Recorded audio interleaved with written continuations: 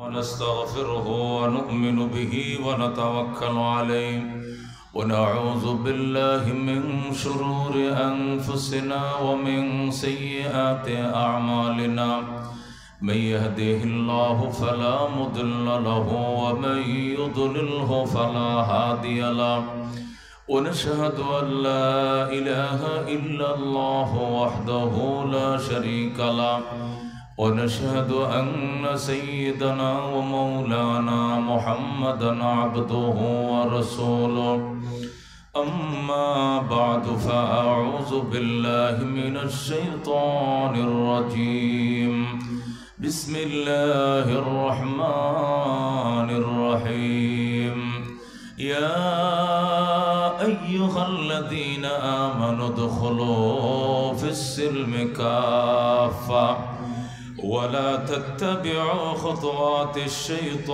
الشيطان إنه لكم عدو مبين وقال رسول الله صلى الله عليه وسلم المسلم أخو المسلم وقال عليه الصلاة والسلام المسلم من سلم المسلمون من لسانه ويده أو كما قال النبي عليه الصلاة والسلام اللهم صل على محمد وعلى آل محمد كما صليت على إبراهيم وعلى آل إبراهيم إنك حميد مجيد اللهم بارك على محمد وعلى آل محمد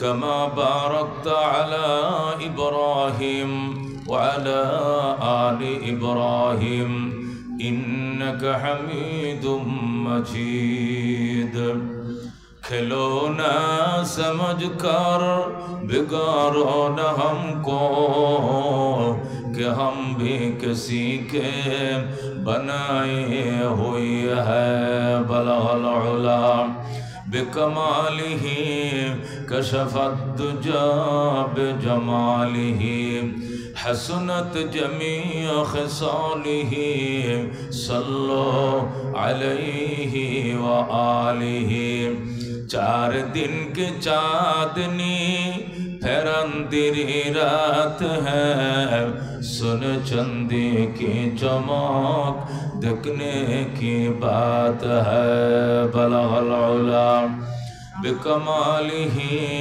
कशफत दुजा बिजमालिही हसनत जमीअ खिसालिही सल्लो अलैहि व आलिही मोहब्बत शत ला इलाहा इल्लल्लाह ला इलाहा इल्लल्लाह ला इलाहा दुर्फशानी ने तेरी कतरों को दरिया कर दिया दिल को रोशन कर दिया आँखों को बीना कर दिया ला इलाहा इल्लल्लाह ला इलाहा खुद न तेजो राह पर आओ रोक हाथी बन गए क्या नजर थे जिसने मुर्दों को मसीहा कर दिया ला इलाहा इल्लल्लाह ला इलाहा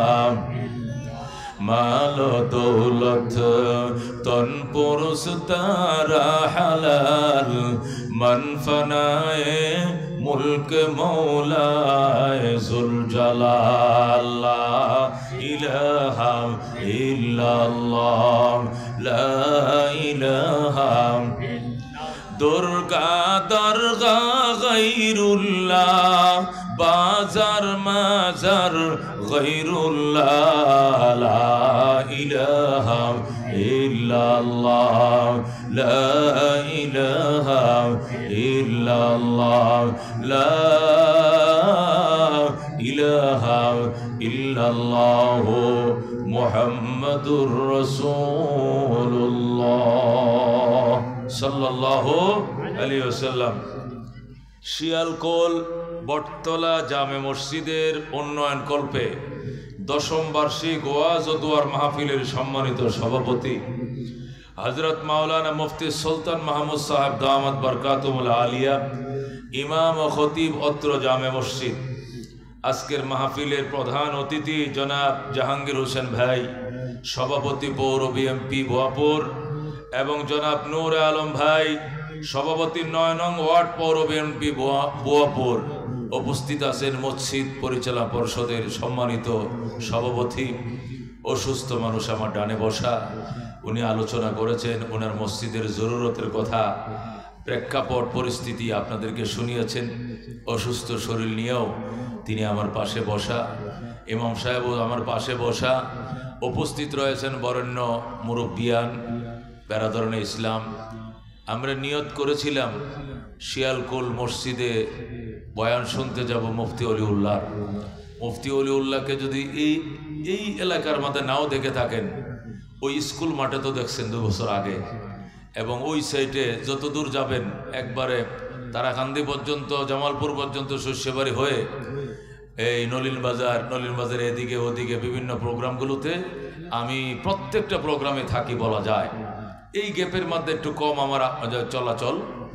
তারপরও ইউটিউব ফেসবুকে মুফতি অলিউল্লাহ চান্স দিলে মনের অজান্তে দেখবেন অনেক নাম নেমে আসতেছে ওয়াজ উনার, আপনারা শুনবেন। মুফতি অলিউল্লাহ বাংলাতে লেখলে ওয়াজ আসবে, ইংরেজিতে লেখলেও হাজার হাজার ওয়াজ আসবে, ঘন্টার পর ঘন্টা, লক্ষ লক্ষ ওয়াজ আমার ইউটিউবে। আমার মতো এত বয়ান ইউটিউবে অন্য কোনো বক্তার আছে কিনা আমার জানা নাই, আমি বলতে পারবো না, থাকতেও পারে। মহতারাম হাজিরিন, আমি 3 দিন পর্যন্ত ময়মনসিংহ এলাকার যত বড় বড় সেই বালিয়া মাদ্রাসা, ফুলপুরের যে বড় মাদ্রাসাগুলোতে প্রোগ্রাম করে আজকে মধুপুর দিয়ে এদিকে আসছি। এখানে শেষ করে ঢাকা যাব, কালকে আবার মধুপুর। যা হোক, আল্লাহ তাআলার দরবারে আশা ছিল, আমিও আসবো, নিয়ত করেছিলাম, চেষ্টা করেছিলেন, আপনাদের নিয়ত চেষ্টা ছিল, কিন্তু আনছেন কে? যেরকম কে আনছে? মানুষ নিয়ত করে চেষ্টা করে, কিন্তু আনে কে? আল্লাহ। আল্লাহ বলেন ওয়া তাশাউন ইল্লা আইয়াশা আল্লাহ। বান্দা তুমি চাইলে হবে না, আমি আল্লাহও চাইতে হবে, ঠিক কিনা? তাহলে আমি চাইলেই কি আমি আসতে পারবো? আল্লাহ যদি আমাকে আসতে না দেন। অনেক শিয়ালকোল এই এলাকার অনেক মুসলমান মাহফিল শোনার কথা বলে বাসার থেকে ছুটি নিয়ে আসছে, বিবির থেকে, মা থেকে, বোন থেকে, কিন্তু আইসা ওরা ওই যে জিলাফির দোকানের পেছে পড়ে গেছে। জিলাফিতে যেরকম ফেস, শয়তানেরও পেছে ফালাইয়া দিয়া ওরা ওখানেই ঘুরাইতেছে। ওরে বুঝেছে কি, এই বেটা বুয়াপুর জিলাফি পাওয়া যায়, কিন্তু কড়াইয়ের কাছে বইসা গরম গরম বাইজে দিবে, এরকম জিলাফি কি জীবনে পাবি? বাঁচলে ওয়াজ বহু শুনতে পারবে, কিন্তু জিলাফি পাইতি না। এমন বুদ্ধি ওর মাথায় ঢুকাই দিছে, হে ওই কড়াইয়ের কিনারে বসে আগুন থাপাইতেছে আর কয় জিলাফি দেই, ডায়াবেটিস হইলে মরলে মরছি, আজকে জিলাফি খাম। সে খাইতেছে, তারে শয়তান জিলাফির থেকেও বড় পেছে ফালাই দিছে, কথা ঠিক কিনা? আর প্রকৃত পক্ষে আল্লাহ যাদেরকে কবুল করেছেন, আল্লাহ যাদের গুনাহ মাফ করে দেওয়ার ইচ্ছা রাখেন, এদের পিঠে দয়ার পরশ বিছিয়ে দেব। আয় বান্দা আয়, দারো কি রং হাজে বদর ওয়ানে ইদর গাহে নিজ, 1000 বার তওবা শিকাস্তি বাজা বাজা। তওবা করছো, তওবা ভাঙছো, রাত্রে তওবা করছো, সকালে নাই, সকালে তওবা করছো, বিকালে নাই, 1000 বার তওবা করছো, ভাঙছো, অসুবিধা নেই, আবার আসো, আমার তওবার দরজা এখনো বন্ধ হয় না, ঠিক কিনা? দুনিয়ার মন্ত্রী, মিনিস্টার, এমপি সাহেব ছোট মনির সাহেব আরো কত বড় মনির, মাজ্জা মনির কত কিছু ছিল, আছে, থাকবে। ওনাদের দরবারে গেলে পিএস এর পারমিশন লাগবে। ওনাদের বাড়ির দুয়ারে ডে গার্ড থাকে, নাইট গার্ড থেকে, ইচ্ছা করলেও যাওয়া যায় না। আল্লাহ কো আমার দুয়ারে কোনো গার্ড নাই, দিনেও গার্ড নাই, রাত্রেও গার্ড নাই, ডে নাই, নাইট নাই, 24 ঘন্টা বন্দার জন্য দরজা খোলা। আসো আসো দারো কি রং হাজে বদর ওয়ানে ঈদর গাহনি। এই দরগার ভিতরে কোনো দারোয়ান নাই, গার্ড নাই, সিকিউরিটি নাই, কেসি গেট নাই, কোনো কিছু নাই, 24 ঘন্টা খোলা। আসো। এ আসো কয়ে ডাক দেওয়ার পরে যার কানে রহমতের আওয়াজটা পড়ছে, আমি টিকতে পারি না, এই পাগলের মতো চলে আসছি। কথা কোন ঠিক কিনা? আল্লাহ দরবারে বুক ভরা আশা, প্রাণ ভরে বয়ান শুনবো, শুনে আখেরি মোনাজাত করব, মা বাবার জন্য কানবো, কান্নাকাটি করে চোখের পানি মুছতে মুছতে বাড়িতে যাব। আল্লাহ তৌফিক দান করুক, জোরে কোন আমিন।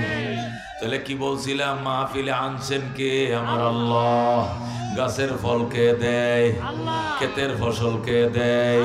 চন্দ্র সূর্য ওঠানামা করে কার কথায়? এ মুসলমান, এই 15 বছরের সংসার আওয়ামী লীগের ব্যাঙ্গে চুরমার করে দিয়েছে কে?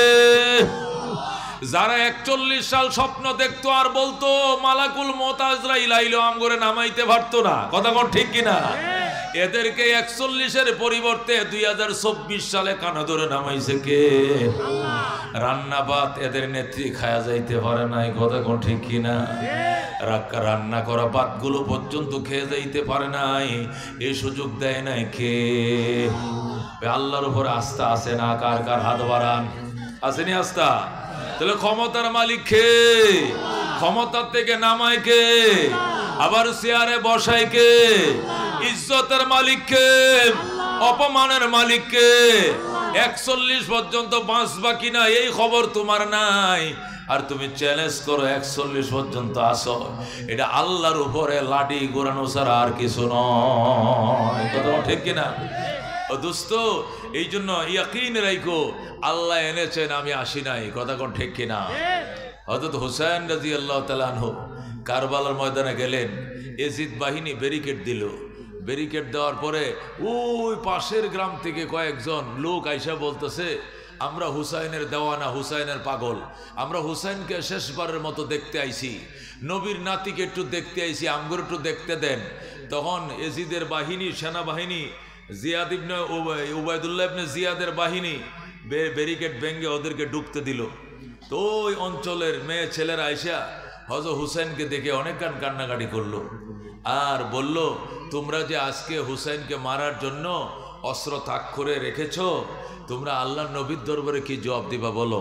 তোমরা তো বেঈমান নও, তোমরাও তো মুসলমান দাবিদার, কিন্তু এই যে নবীর নাতিকে মারবা, আল্লাহর হাবিব কুলে নিয়ে যে তার গায়ের একটা অঙ্গ বাদ নাই, যেখানে সে চুমু খায় নাই, নবীর এই চুমু খাওয়া নাতির গায়ে তোমরা যদি আঘাত করো, হাসরের ময়দানে তার নানার সামনে তোমরা কি জবাব দিবা? আল্লাহু আকবার। জবাবের প্রস্তুতি গ্রহণ কইরা এরপর হুসাইনের উপর আঘাত করিও, এই কথাগুলো ওদেরকে বলছে। বলার পরে এবার হুসাইনকে বলতেছে, হুসাইন, এই ইরাকের মানুষ তোমার বাবা আলীকে দাওয়াত করে এনে হত্যা করলো, তুমি কি এর থেকে শিক্ষা নেওয়ার দরকার ছিল না? তোমার বড় ভাই হাসানকে এনে বিষ খাওয়ায় মারলো, এরাই তো, এদের থেকে কি তোমার শিক্ষা নেওয়ার দরকার ছিল না? তৃতীয়বার তুমিও আইলা, এদের চিঠি পায়া, এদের চিঠি সকালে লেখে বিকালে নাকুচ করে দেয়। কথা কোন ঠিক কিনা? এরা বিশ্বাসঘাতক, এ বিশ্বাসঘাতকদের পাদে তুমি পা দিলা কেন হুসাইন? তুমি কি তোমার বাবার থেকে শিক্ষা নেওয়ার দরকার ছিল না? তোমার বড় ভাই হাসান থেকে শিক্ষা নেওয়ার দরকার ছিল না? হয়তো হুসাইন বলে, চুপ করো মিয়া, তুমি কাকে বয়ান শোনাইতেছো? আমি আসি নাই, আমাকে আনা হয়েছে, আনা হয়েছে। আল্লাহু আকবার। মানুষ আসে না, মানুষকে কে করে? আল্লাহ আনে। আমি যদি শহীদ না হতাম, আল্লাহ যদি আমার কবুল না করত, তাহলে যেদিন আমার নানার কুলে ছিলাম তখন জিব্রাইল এসে বলছিল, আল্লাহর হাবিব, আপনার নাতিকে কিন্তু কারবালা শহীদ করা হবে। ওই দিন আমার নানায় বলতো, না, আমার নাতিকে শহীদ করলে আমি মানি না, আমার হুসেনকে শহীদ করলে আমি মানি না, আমি মানব না। একবার যদি আমার নানায় বলতো আমি মানি না, তাহলে জীবনেও আমার এরা শহীদ করতে পারতো না। আল্লাহু আকবার। কিন্তু আমার নানা তো এই কথা বলেন নাই। আমার নানা কি বলেছেন? আমার নানা বলেছেন, ওরা বড় হতভাগা, এরা বড় কপাল পোড়া, যারা আমার নাতির গায়ে আঘাত করবে, যারা আমার নাতিকে শহীদ করবে, এদের কপালে দুঃখ আছে, কষ্ট আছে। এরাও তো অত্যন্ত হতভাগা, অত্যন্ত কপাল পোড়া, যারা আমার নাতির উপর আঘাত করবে। তাহলে বোঝা গেল আমার নানা ভাই আমার শাহাদতকে মেনে নিয়েছিলেন। যেহেতু আমার শাহাদতকে আমার নানা মেনে নিয়েছেন, সুতরাং এখানে আমার না এসে উপায় নাই, আমাকে আসতেই হবে, শহীদ হইতেই হবে, কারণ আমার নানা তার উম্মতের জন্য আমাকে কুরবান করে দিয়েছেন। আল্লাহু আকবার। সুতরাং তোমরা কারা আমাকে এসে বলো কেন আসলাম? আমি তো আসি না, রব আমাকে আনছে। আল্লাহু আকবার। হুসেন বলেন, মুঝে কো ফওয়ালো মুসাফির ন সমঝো, मैं आया नहीं हूँ बुलाया गया हूँ, कि मेहमान बना के सताया गया हूँ, मैं रोया नहीं हूँ रुलाया गया हूँ, खुदा जाने कैसे हाय मेज़बानी 72 पियासों कहे बंद पानी, खीमा जलाया सामा बिलोटा, गुंचा बिठोटा गुलिस्ता बिटोटा,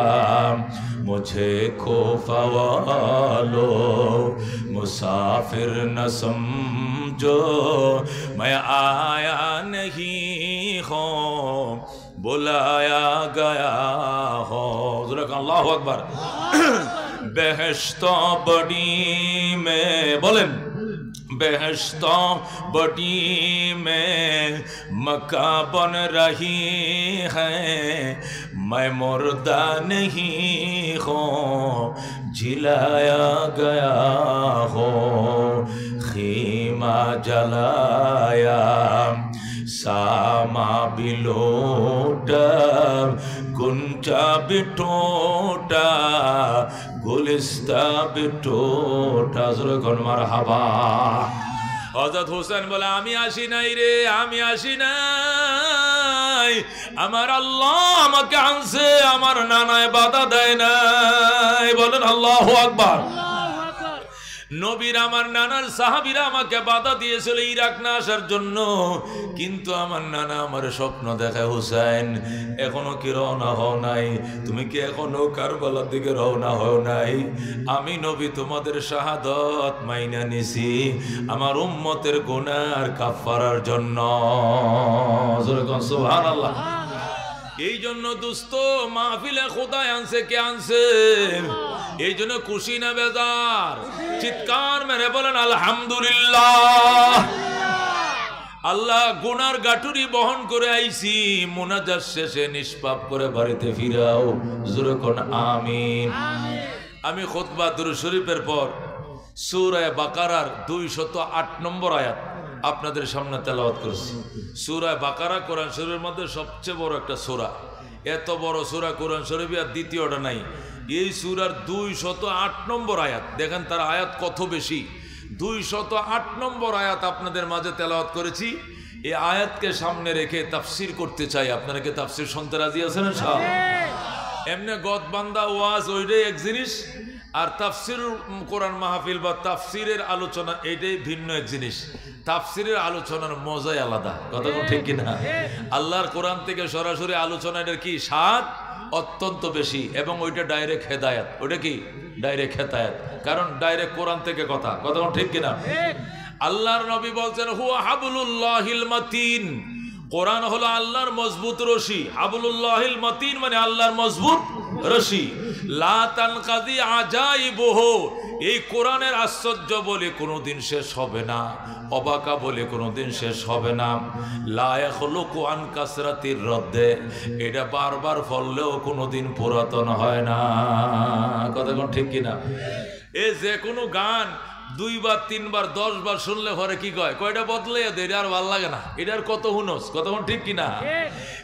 গান বারবার শুনলে পুরান লাগে, কবিতা বারবার শুনলে পুরাতন লাগে, গজল বারবার শুনলে পুরান হয়ে যায়।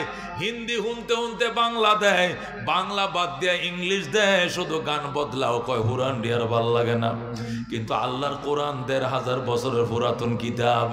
আজকে 60 বছর 70 বছর পর্যন্ত নামাজ পড়তেছে মুরব্বীরা। প্রত্যেকটা নামাজের মধ্যে ইমাম সাহেব শুরু করে আলহামদুলিল্লাহি রাব্বিল আলামিন আর রহমানির রহিম মালিকি ইয়াউমিদ্দিন ইয়াকা না'বুদু ওয়া ইয়াকা নাস্তাঈন। কথা কোন ঠিক কিনা?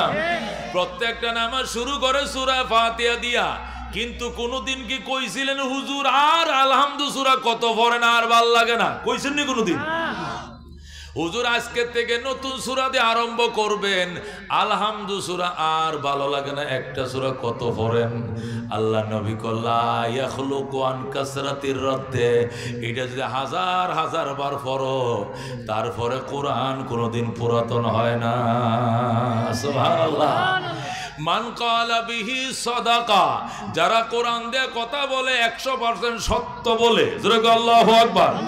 ওয়া মান আমিলা বিহি ইহতাদা, আর যারা কোরআনের উপরে আমল করে ডাইরেক্ট হেদায়েত পায়, জোরে আল্লাহু আকবার। এইজন্য আল্লাহর কোরআন থেকে কথা বলতেছে, শুনতে রাজি আছেন নি? কারা কারা রাজি আছেন হাত বাড়ান। আল্লাহ তুমি কবুল করো, জোরে কোনে আমিন। বাজান রে, এটা কোনো ষাঁড়ের লড়াই না, এটা কোনো কুস্তি খেলা না, এটা কোনো মমতাজের কোনো মাহফিল না, এটা আলেমুল আমাদের মাহফিল। এটা বইয়ে শুনলে সুন্দর বেশি, সোয়াব বেশি, দাঁড়ায় শুনলে বেয়াদবি। এই জন্য আপনারা দয়া করে বইসা পড়েন। এত সুন্দর কেয়ারবন আপনাদের লেগে রাখছে কর্তৃপক্ষওয়ালা। এই মুরব্বী মানুষ আমার বাবা জানে মাহফিল সভাপতি, সে এই মাহফিলের জন্য কেয়ারবন কত জায়গার থেকে খুঁজে আনছে আইনা আপনাদের বসার জন্য। বইসা শুনেন, আপনাদের বিরক্ত লাগার আগে আমি ছেড়ে দেব। মোনাজাত করে মা বাবার জন্য চোখের পানি মুইচা মুইচা বাড়িতে যাইবেন। আল্লাহ নিজের গুনাহ মাফ করুক, মা বাবার গুনাহ মাফ করে, কবর আযাব মাফ করে দেখ, জোরে কোন আমিন। আমি খুতবা দুরূদ শরীফের পর আপনাদের সামনে যে আয়াতটা পড়ছি, এটা সূরাতুল বাকারা 208 নম্বর আয়াত। আয়াতে কারিমার অনুবাদ শুনেন, পরে তাফসীর। অনুবাদ হলো, ইয়া আইয়ুহাল্লাযীনা আমানু উদখুলু ফিস-সিলমি কাফা ওয়া লা তাত্তাবিউ খুতুওয়াতিশ শাইতান ইন্নাহু লাকুম আদুউম মুবিন। বলেন সুবহানাল্লাহ। আল্লাহ বলে, ইয়া আইয়ুহাল্লাযীনা আমানু, হে ঈমানদারেরা। কাকে বলছেন আল্লাহ? ঈমানদারেরা মানে হে বিশ্বাসীরা। ঈমানদার মানে কি? বিশ্বাসীরা। বিশ্বাসী কারা? যারা আল্লাহকে না দেইকে বিশ্বাস করে, ফেরেশতাদেরকে না দেইকে বিশ্বাস করে, পরকালকে না দেইকে মানে, কিতাব না দেইকে মানে, নবীদেরকে না দেইকে মানে, ভাগ্যের কপালের লেখা না দেইকেও বিশ্বাস করে, এদেরকে ঈমানদার বলে। ঠিক কিনা? ঈমানদার কাকে বলে? আল্লাহ বলেন, ইয়া আইয়ুহাল্লাযীনা আমানু, ওরে ঈমানদারেরা। ঈমানদার শব্দের বাংলা অর্থ হলো ওরে বিশ্বাসীরা। বিশ্বাসী মানে কি? যারা না দেইকা 7টা জিনিস বিশ্বাস করে। কয়টা জিনিস? জোরে কোন কয়টা জিনিস? শুরু করে আমানতু বিল্লাহি, একটা হয়েছে কিনা? আল্লাহর কি করলাম? বিশ্বাস করলাম। দেখছেন নি আল্লাহরে? দেখছেন নি? ওয়া মালাইকাতিহি, তার ফেরেশতাদেরকে বিশ্বাস করা। ওয়া কুতুবিহি, তার কিতাব সমূহকে বিশ্বাস করা। রসুলি, 100 লক্ষ নবী রসুল বিশ্বাস করা। ওয়াল ইয়াউমিল আখির, পরকালকে বিশ্বাস করা। ওয়াল কাদরি খাইরিহি ওয়া শাররি মিনাল্লাহ তাআলা, ভাগ্যের ভালো মন্দ লেখা বিশ্বাস করা। লেখা দেখা যায়নি, কপালের লেখা দেখা যায়, কিন্তু আছে কিনা, লেখা আছে কিনা বিশ্বাস করতে হবে। ওয়াল ইয়াউমিল আখির, পরকালকে বিশ্বাস করা। ওয়াল বাসি বাদাল মাউত, মৃত্যুর পরে আবার জীবিত হওয়াকে বিশ্বাস করাকে ঈমান বলা হয়। ঠিক কিনা?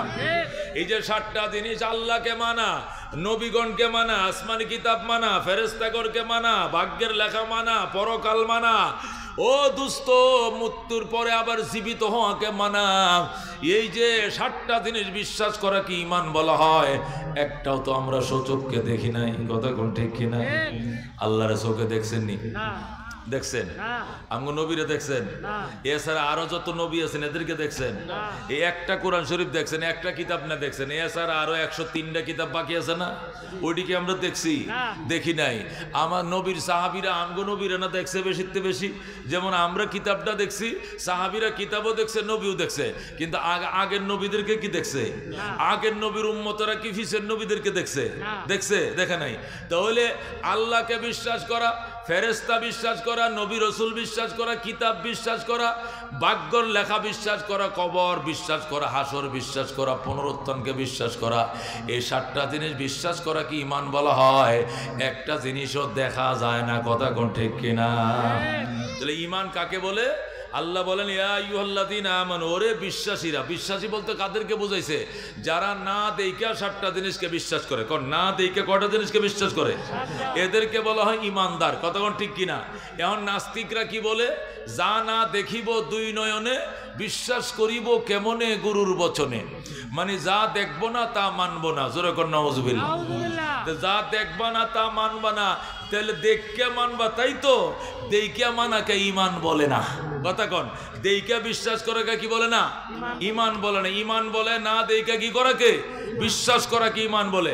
দেইখা বিশ্বাস করাকে ঈমান বলে না। যেমন আসমান দেখা যায়, এই কথা কোন? আসমান দেখা যায় কিনা? আল্লাহ কি বলছেন? তুমি বলো আমানতু বিস সামা, আমি আকাশের উপর ঈমান আনলাম। আল্লাহ ঈমান আনতে কইছে? কিল্লে কি? আকাশ তো দেখাই যায়, এটা ঈমান আনার দরকার কেটে এমনি থুকেই দেখা যায়, কথা কোন ঠিক কিনা? পাহাড় দেখা যায়, আমানতু বিল জিবাল, আমি পাহাড়ের উপর ঈমান আনলাম, এটা বলছে নবী? সাগর দেখা যায়, আমানতু বিল বিহার ওয়াল আনহার, আমি নদী সাগরের উপর ঈমান আনলাম। আল্লাহকে সাগরের উপর ঈমান আনতে কইছে? কিল্লে গিয়া? আকাশ, পাহাড়, নদী, সাগর এটি দেখা যায়, দেখা জিনিস বিশ্বাস করাকে ঈমান বলে না, কথা কোন ঠিক কিনা?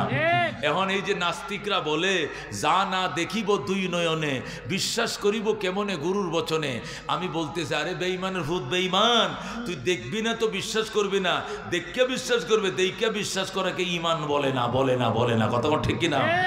না দেইখা বিশ্বাসকে ঈমান বলা হয়, কথা কোন ঠিক কিনা? যতগুলো জিনিসকে বিশ্বাস করতে ইসলামে বলেছে, প্রত্যেকটা জিনিস একটাও দেখা যায় না, সুতরাং না দেইখা বিশ্বাস করাকে ঈমান বলা হয়। আর তুমি দেইখা বিশ্বাস করবা, দেখবাও না জীবনে, তোমার কপালে ঈমানও নসিব হবে না জীবনে, কথা কোন ঠিক কিনা? এই জন্য আল্লাহ ডাক দেয়া কয় ইয়া আইয়ুহাল্লাযীনা আমানু, হে ঈমানদারেরা, হে বিশ্বাসীরা, তোমাদেরকে বলছি যারা বিশ্বাস করছো আমি আল্লাহ আছি, যারা মাইনা নিছো রসুল আছে, যারা মাইনা নিছো আসমানি কিতাব আছে, যারা মাইনা নিছো হিসাব নিকাশ আছে, যারা মাইনা নিছো ভাগ্যের লেখা ঠিক, যারা মাইনা নিছো পরকালে জিন্দা হওয়া লাগবে, জীবনের হিসাব নিকাশ দেওয়া লাগবে, তাদের উদ্দেশ্যে বলছি শুধু বিশ্বাস করলে হবে না, উদখুলু ফিস সিলমি কাফা, ইসলামের ভিতরে কমপ্লিট ঢুকে যাও, পরিপূর্ণভাবে ইসলামের ভিতরে দাখিল হয়ে যাও। বলে সুবহানাল্লাহ। আল্লাহ বলেন হে বিশ্বাসীরা, হে ঈমানদারেরা, উদখুলু ফিস সিলমি কাফা, তোমরা ঈমান তো আনছো, এবার ইসলামের ভিতরে কমপ্লিট ঢুকে যাও। তোমরা ঈমানদারেরা, তোমরা ইসলামের ভিতরে কি কমপ্লিট ঢুকে যাও। তাহলে বোঝা গেল ঈমান এক জিনিস, ইসলাম আরেক জিনিস। আল্লাহ ঈমানদারকে বলছে ইসলামে ঢুকো। কাকে বলছেন? ঈমানদারকে বলছেন ইসলামের ভিতরে কমপ্লিট ঢুকো। তাহলে বোঝা গেল ঈমান এক জিনিস, ইসলাম কি জিনিস? আরেক জিনিস। এটাকে তাফসীর বলে। এটা বিস্তারিত বুঝাইতে হবে আপনাদেরকে। আল্লাহ বলছেন ঈমান, এই আপনি এর সাথে কথা কোন, এরা পিছন দা, এই তুই পিছন দা, না বলে তুই তাকে ডিস্টার্ব কর, পিছন যা বাবা, যা বাবা পিছে যা, তুই গজল কইছ হয়েছে, তোর বাবা একটু বড় গপ্প করবো তোর সাথে, আমার ওয়াস্তে ওর বাই হতে গপ্প করে, শুনছুন কথা? আমার তফসির তো এবার বাপে হতে তাফসির শুরু হয়েছে, শুনছেন নি? এটা হইতো না। আমার তাফসির শোনো, কোরআনের আলোচনা ওয়াজিব, শোনা কি ওয়াজিব? ওয়াজিব ওয়াজিব বুঝেন? বিতিরের নামাজ না পড়লে যেরকম কবিরা গুনাহ, কোরআনের আলোচনা শুনতে মন না চাইলে বাইর জানগা, কিন্তু এখানে থাকলে খেয়াল করে শুনতে হবে, এদিক সেদিক তাকানো যাবে না। কি ফাস্তামিউ লাহু আনসিতু, কান লাগায় শোনো এবং নীরব থাকো। এই জন্য দোস্ত অন্যমুখী হওয়া যাবে না, খুব খেয়াল করে শুনতে হবে। আল্লাহ বলছেন ঈমানদারেরা ইসলামের ভিতরে কমপ্লিট ঢুকে যাও। ঈমানদারকে ইসলামে ঢুকতে বলছেন, তাহলে বোঝা গেল শুধু ঈমানে ইসলাম না, ইসলাম ভিন্ন জিনিস, ঈমান ভিন্ন জিনিস, কতক্ষণ ঠিক কিনা? এখন আসেন, ঈমান ভিন্ন জিনিস, ইসলাম ভিন্ন জিনিস কিভাবে? এটা কিভাবে? এটা ব্যাখ্যা বোঝানো রেখে তো তাফসীর বলা হয়। ঈমান বলা হয় মনের ভিতরে বিশ্বাসযোগ্য জিনিসগুলোকে বিশ্বাস করাকে ঈমান বলা হয়, আর ইসলাম বলা হয় কাজে পরিণত করা। কোন অন্তর দিয়ে বিশ্বাস করাকে ঈমান বলে, বাস্তবে পরিণত করা, কাজে পরিণত করে দেখায় দেওয়াকে ইসলাম বলে। জোরে কোন সুবহানাল্লাহ। তাহলে ঈমান হলো দেখা যায় না কিছু বিশ্বাসের নাম, আর ইসলাম হলো দেখা যায় এমন কিছু কাজকর্মের নাম। কতক্ষণ ঠিক কিনা? তাহলে ঈমানের সম্পর্ক আত্মার সাথে, ইসলামের সম্পর্ক অঙ্গ প্রত্যঙ্গের কার কর্মকাণ্ডের সাথে। কতক্ষণ ঠিক কিনা? ঈমানের সম্পর্ক ভিতরের সাথে, ইসলামের সম্পর্ক বাহিরের সাথে। ঈমান হলো বিশ্বাসের সাথে সম্পর্ক, আর ইসলাম হলো কর্মকাণ্ডের সাথে সম্পর্ক। সুতরাং একটা আরেকটা সম্পূরক। ঈমান ছাড়া ইসলাম হবে না, ইসলাম ছাড়া আবার ঈমানও পরিপূর্ণ হবে না। এই জন্য আল্লাহ বলতেন, ঈমানদারেরা তোমরা ইসলামের ভিতরে কমপ্লিট ঢুকে যাও। যেরকম সুবহানাল্লাহ। তাহলে আমাদের দেশে যারা এই কথা বলে যে হুজুর নমাজ না পড়লে কি হয়েছে, আমার ঈমান বড় শক্ত, এটারে বড্ডা শয়তানে ভাইছে। কথা কোন ঠিক কিনা? হুজুর আমি দাড়ি না রাখলে কি হয়েছে, জানেন আমার ঈমান কত শক্ত। এ বুয়াপুর বাজারে যায় জিজ্ঞান তো, আমার কাছে কেউ একটা টেয়া পাইবনি, আমার ঈমান কত শক্ত। আমার কাছে কোনো সিএনজি ওয়ালা 2টা পয়সা পাইব, আমার কাছে কি কোনো গুদাওয়ালা খাওয়ালা 5টা পাইব, না কোনো সাত দোকানওয়ালা 2টা পাইব, কেউ আমার কাছে পাইতো না। দাড়ি রাখছি না তাতে কি? সে মনে করছে কি দোকান বাকি না থাকলে এটার ঈমান কয়। হে মনে করছে দোকান বাকি না থাকলে কি ঈমান, এইটা ঈমান না দোস্ত। আল্লাহ রাব্বুল আলামিন বলে, ঈমানদারেরা ইসলামের ভিতরে ঢুকো। ইসলাম কোন থেকে শুরু হয়েছে? পায়ের তালার থেকে ইসলাম শুরু হয়েছে মাথার তালা পর্যন্ত। পায়ের তালার থেকে ইসলাম শুরু হয়েছে মাথার তালা পর্যন্ত। ইস্তেঞ্জা খানার থেকে শুরু হয়েছে ইসলাম বাইতুল্লাহর হজ পর্যন্ত। ঘুম থেকে ওঠার থেকে শুরু হয়েছে ইসলাম আরেকবার ঘুম যাওয়া পর্যন্ত। জন্ম থেকে শুরু হয়েছে ইসলাম আরেকবার মৃত্যুবরণ করা পর্যন্ত। ঠিক কিনা? যেদিন জন্ম নিয়েছিলা এই দিন ইসলাম শুরু হয়েছে ডাইন কানে আজান। কন কন কন যেদিন জন্ম নিয়েছিলেন ওই দিন ইসলাম শুরু হয়েছে ডাইন কানে আজান, বাম কানে একামত। কথা কোন ঠিক কিনা? এই যে ইসলাম শুরু হয়েছে, এই ইসলামের পরে নাম রাখবা ইসলামী, আকিকা করবা, কোরআন শরীফ পড়বা, লেখাপড়া করবা, চাকরি করবা, বিয়া করবা, সন্তান নিবা, বড় লোকের পড়ালেখা করাইবা, বিয়া দিবা, দুনিয়াদারি করবা, হজ করবা, যাকাত দিবা, সব দিবা। এরপরে সর্বশেষ মিনহা খালাকনাকুম ওয়া ফিহা নুঈদুকুম ওয়া মিনহা নুখরিজুকুম তারাতান উখরা বিসমিল্লাহ ওয়া আলা মিল্লাতি রাসূলিল্লাহ বলে আবার কবরে ঢুকায় দিবে। এই যে জন্মের পরে ডান কানে আজান, বাম কানে একামত। আজান একামত আগে দিয়ে রাখছো, আজানের পরে একামত, একামতের পরে নমাজ। নমাজটা কই? নমাজটা জীবনের শেষে মহল্লার লোকে মিলে পড়বে। কথা কোন ঠিক কিনা?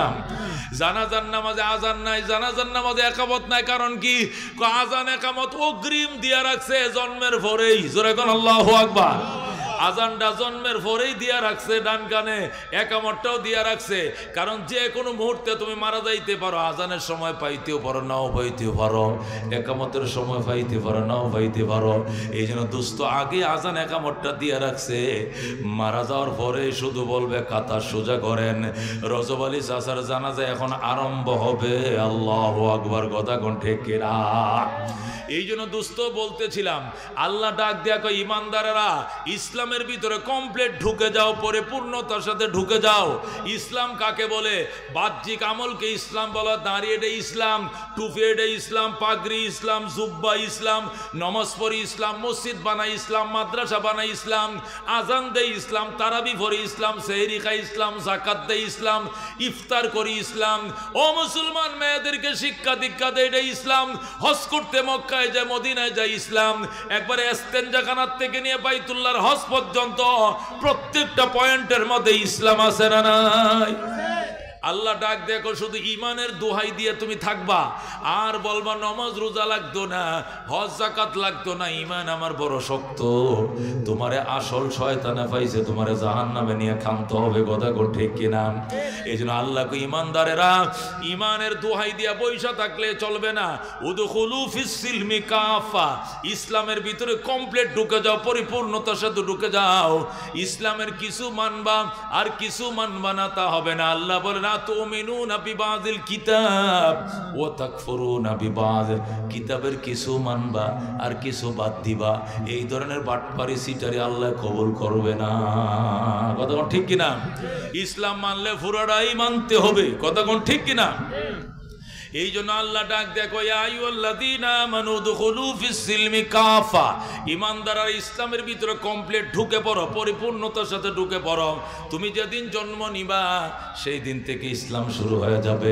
জন্ম নেওয়ার সাথে সাথে ডান কানে আজান, বাম কানে ইকামত। এরপরে ইসলামের নাম রাখতে হবে কার? সন্তানের জন্য ইসলামী নাম রাখতে হবে। কথা কোন ঠিক কিনা? নামের মধ্যে ইসলাম আছে না নাই? এ মাইকল আট্টু সাউন্ডটা বাড়াও। নামের মধ্যে ইসলাম আছে না নাই? আট্টু সাউন্ডটা বাড়াও। নামে ইসলাম আছে না নাই?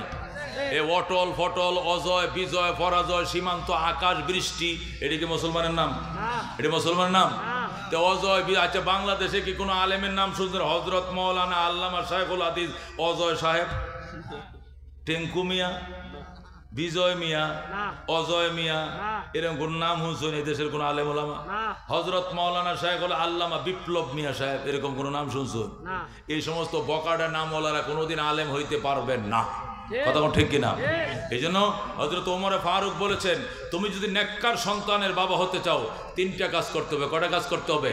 1 নম্বর, তোমাকে নেককার মেয়ে বিয়ে করতে হবে। তুমি তেঁতুল গাছে সারা লাগাইছো আর সবরি কলা খাইবা, জীবনে আশা পূরণ হইতো না। তোমাকে কি করতে হবে? সবরি কলার বিষেই রুইতে হবে।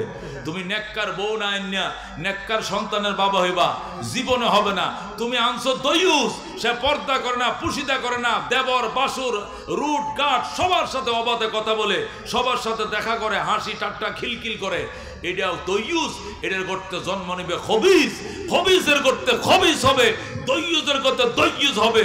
জীবনে আলেম হবে না, উলামা হবে না, হাফেজ হবে না, সমাজ সেবক হবে না, ভদ্র মায়ের সন্তান হবে না, বংশের সুনাম সে ঘুরে আনতে পারে না, পারে না, পারে না। কথা ঠিক না?